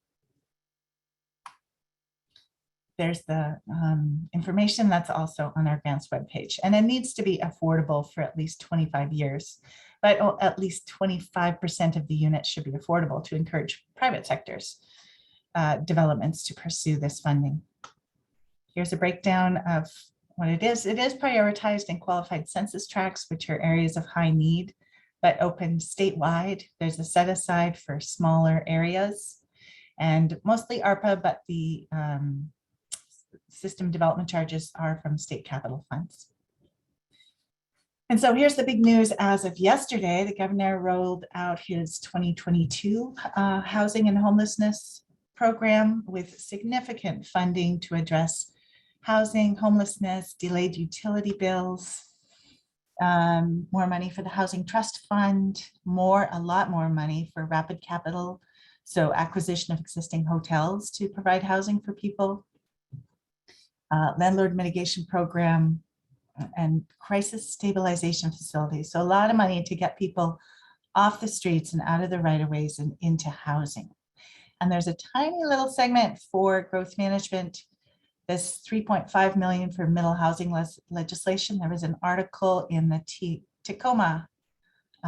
There's a piece on the governor's page, but this is an article that came out of the Tacoma News Tribune with a bill that really talks about requiring larger cities to allow missing middle, especially within half a mile of high capacity transit zones, allowing duplexes throughout, along with some options for communities to delay if you're having infrastructure issues or other options to get around it. So that is,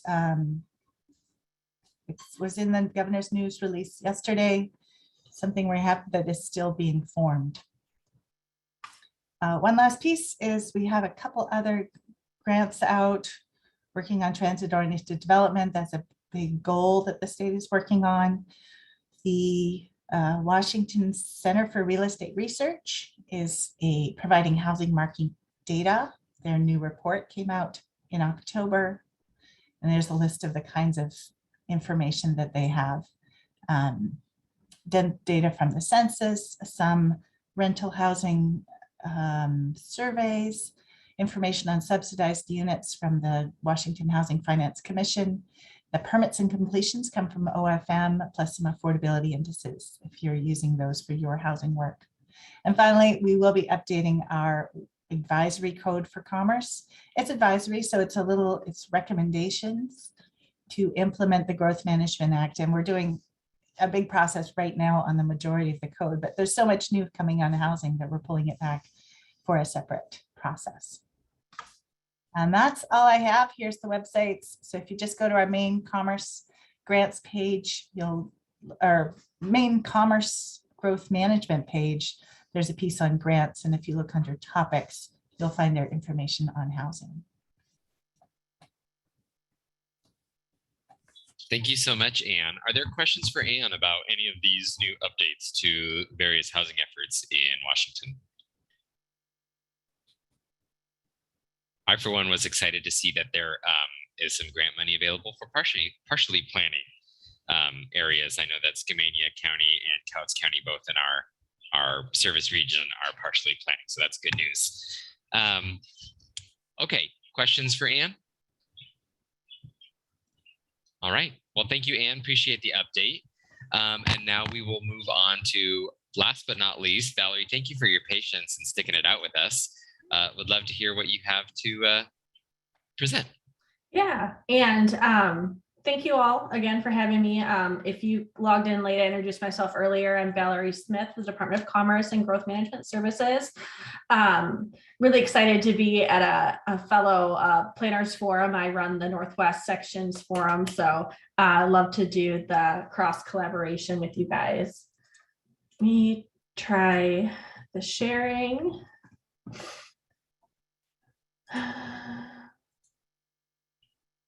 Can you see my notes, or are you seeing? We see the presentation, so it looks good. Awesome. Okay. So I can talk really fast, so don't worry about the timing. I'll be quick. This is a 2021 roundup of kind of what's happening at Commerce and what we know from the legislature, and then what kind of we're looking towards for the 2022 session. At Commerce, we strengthen communities. Basically, anything local government does, we help. And so you'll probably hear from us a lot, if not about planning, but about other programs and projects that we work on. So it's just a little tidbit about Commerce. Overview of this presentation. I'm going to try and keep it really high level. I'll provide links in the presentation notes when I share it with Nick later. So if I cover something too quickly, don't worry, we'll get you the information. Stay with us. So in 2021, there was a proposal for a climate package, which called HB 1099. It actually did not pass. However, it made it through the House, but then died in the Senate Transportation Committee. So it is something that we're looking to see come back. But there was also with the budget a proviso for this work that was included in this bill. It appropriated more than $3 million over the next 2 years.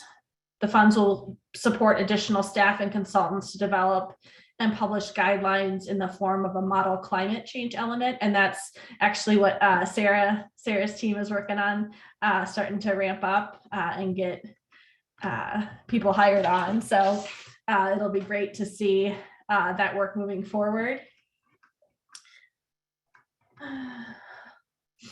And we anticipate that some of this, if not the exact bill, but many of the aspects of it will come back again in 2022. Anne already mentioned all the housing stuff, so I'm going to probably just skip over the slide, but there was a lot of legislation that went along with trying to provide more infill opportunities and affordable housing opportunities in Washington state. There is also a lot happening around infrastructure. The state legislature passed a huge historic investments funding for infrastructure, including over $400 million in broadband. The capital budget was also historic in its expansive coverage of everything, and then also just the sheer amount of money that was included in that. Also recently passed is the Federal Infrastructure Investment and Jobs Act that we're still reviewing how that's actually going to be trickling down to local governments through Commerce or other entities. Washington State Department of Ecology issued the new Puget Sound Nutrient General Permit. It was issued December 1st, so a few weeks ago, and then it applies to 58 domestic wastewater treatment plants in Western Washington that directly distribute into the Puget Sound. It's a 5-year permit. Its main goal is to address excess nutrients being discharged, particularly nitrogen, into the Puget Sound from domestic treatment plants. There is money available to do this work. So if you are working with a wastewater treatment plant that qualifies or is eligible for this, I'll leave the link in the notes here for that grant. There's going to be grant money for planning, and then how we're going to optimize the retrofitting of wastewater treatment plants to address those nutrient loads. The application deadline for the grant is March 1st, so you have some time if you qualify for that. I also noted on here what Ann and I talked about was the Affordable Housing Utility Connection funding that came through. We also have the Defense Community Compatibility Account, which is from the 2019 legislature, but it's also work that we've been doing over the year. So I wanted to include that as a link here. Similar to that, clean energy siting issues around civilian military compatibility, the 2019 adoption of the Clean Energy Transition Act to minimize emissions and become actually emissions-free electricity supply by 2045. Under consideration right now, as you probably all know, is the federal Build Back Better Act relating to an array of areas, including childcare, labor, immigration, and the environment. It passed in the House of Representatives, and it includes many infrastructure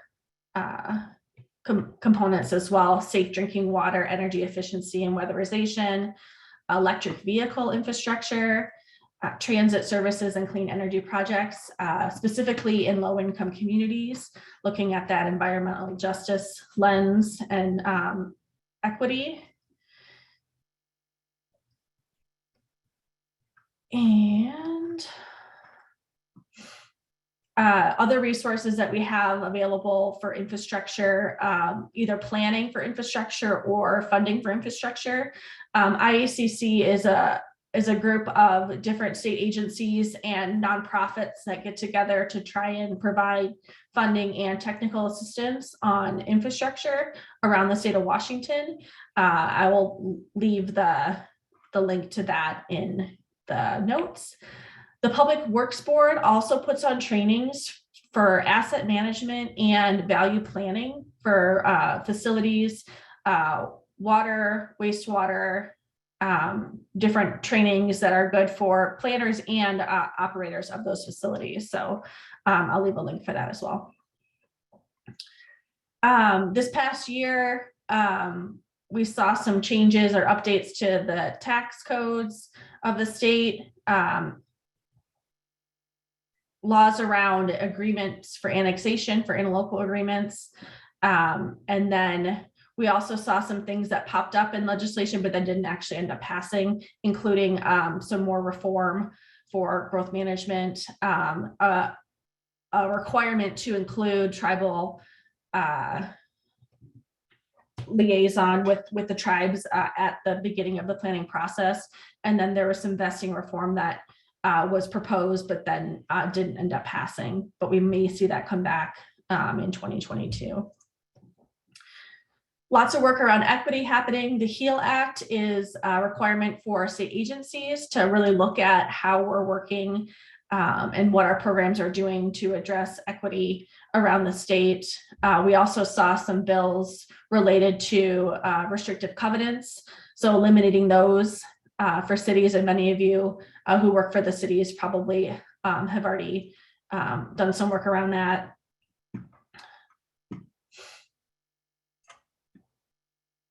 Critical areas and resource lands. Again, I put something from previous years in here, but it's still work that we're doing. So Commerce and our partners with Ecology and Fish and Wildlife developed 11-week webinar series, provided an in-depth review of the best practices and case studies related to monitoring and adaptive management, which was added as a chapter in our critical areas guidebook back in 2018. Those recordings, I'm going to put a link in the notes here for those, and you can go on and look at those anytime let us know if you have questions.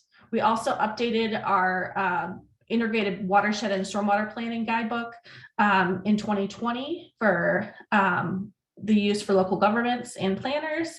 It's called Building Green Cities, and it's also available on our website. There's a handful of recovery workshops happening with the Puget Sound Partnership, and also a little bit of just updating work and information sharing around the voluntary stewardship program. Commerce, in collaboration with Burke Consulting, developed a behavioral health model ordinance.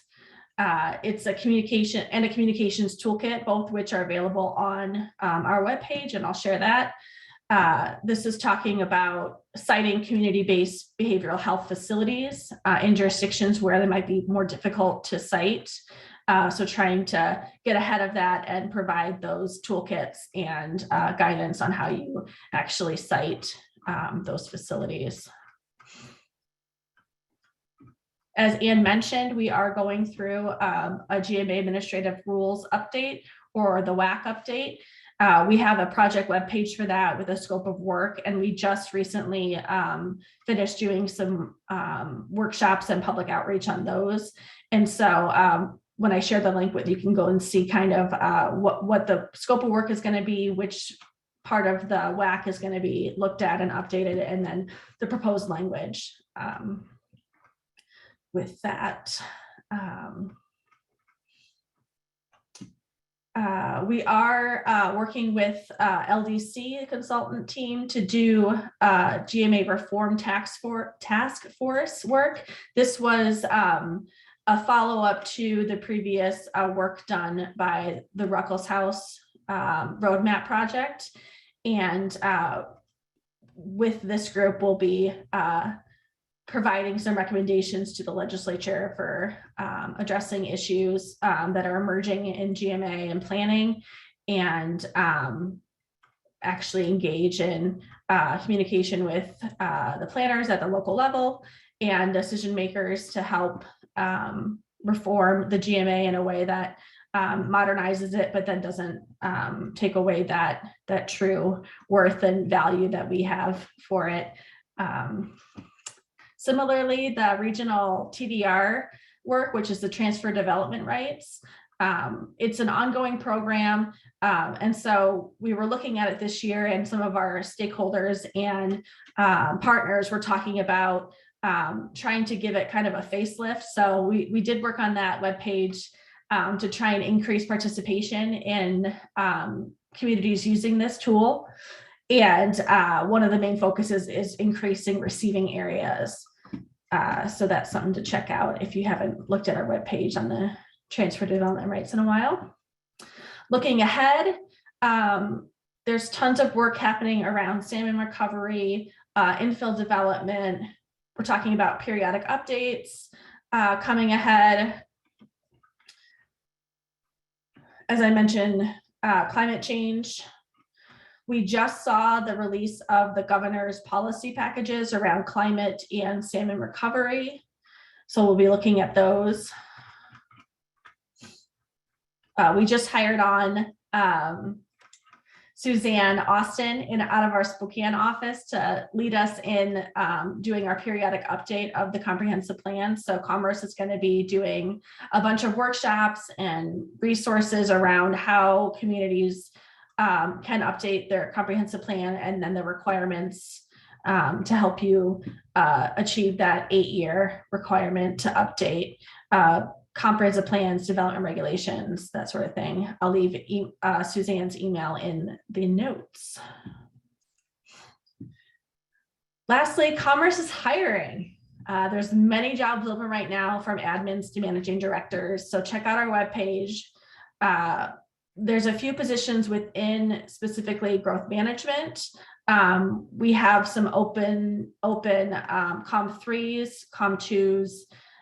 Some of it is specific to policy groups with housing or climate. And then we have our generalist planners who get assigned jurisdictions like Matt O'Genis and myself as a senior planner working in the Northwest. We also have communications positions open to do help us do our outreach and trainings that we do for the short course and planners forums, and then also just doing our grants management and compliance work that we need to do for growth management. So check out the webpage if you're looking or know somebody who is. And that's all I have. I'm going to also invite Anne or Sarah to chime in if I forgot anything. And like I said, that was very high level. And so I'll definitely share the notes with this one. Thank you so much, Valerie. Anne or Sarah, anything that you'd like to add?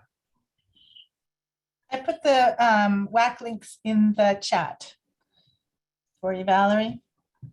Thank you. Sarah, anything? Just for those out there that may need help from working through any of these policy issues, just to remember, all of the staff at Commerce is here to help. And so either just, reach out on the phone. We're easy to get a hold of. We'll even show up at workshops or public hearings for you to really help support you. So just keep that in mind. Going back to recognizing your resources and using them. And Commerce will show up to trainings like this one when asked. So really appreciate your help. Thank you, Anne and Valerie and Sarah, for stepping up to present today. Really appreciate it. And also thank you to our previous speakers, Jason Lugo, Bridget Vitala, and Sam Rubin, for their insights and presentations on skills for current planners. As Anne Fritzl mentioned, there's a lot of great links and resources in the chat box that have been made available to you. Check those out. Also, as a reminder, this session was recorded and it will get posted to the Southwest Washington APA's YouTube page. I put that link in the chat box as well, so check it out. We also have our previous forum from summer that is on our YouTube page, but it's not publicly searchable because the speaker does this as their job. So they've asked that we sort of control access to it, which we're more than happy to do. If you want access to that training, please let us know via email. We'll share the direct link with you. It was social justice training, so apropos for our time and place. And before we adjourn, I just want to ask Sam Rubin, president of Southwest Washington APA, to share an update on upcoming social event that we have. Yeah, thanks, Nick. I just wanted to update everybody and put it on your radar that January 17th of 2022, we are doing our urban activism themed event, MLK Day, January 17th, from 1 to 3 p.m. We're going to be working with the City of Vancouver Urban Forestry Department, planting trees in the Hudson Bay neighborhood or on Evergreen Boulevard. So if you're looking for a way to give back to your community and have some time available, we'd love to see you there. We'll even buy you coffee. So if you're interested in that, you can reach out to anyone on the APA board, and we'll happily get your information and make sure you have all the information for the urban activism. But thanks, Nick, for organizing this, and thanks again for all the presenters. Oh, yes. Well, thanks for sharing that, Sam. That sounds like it's going to be a fun urban activism event.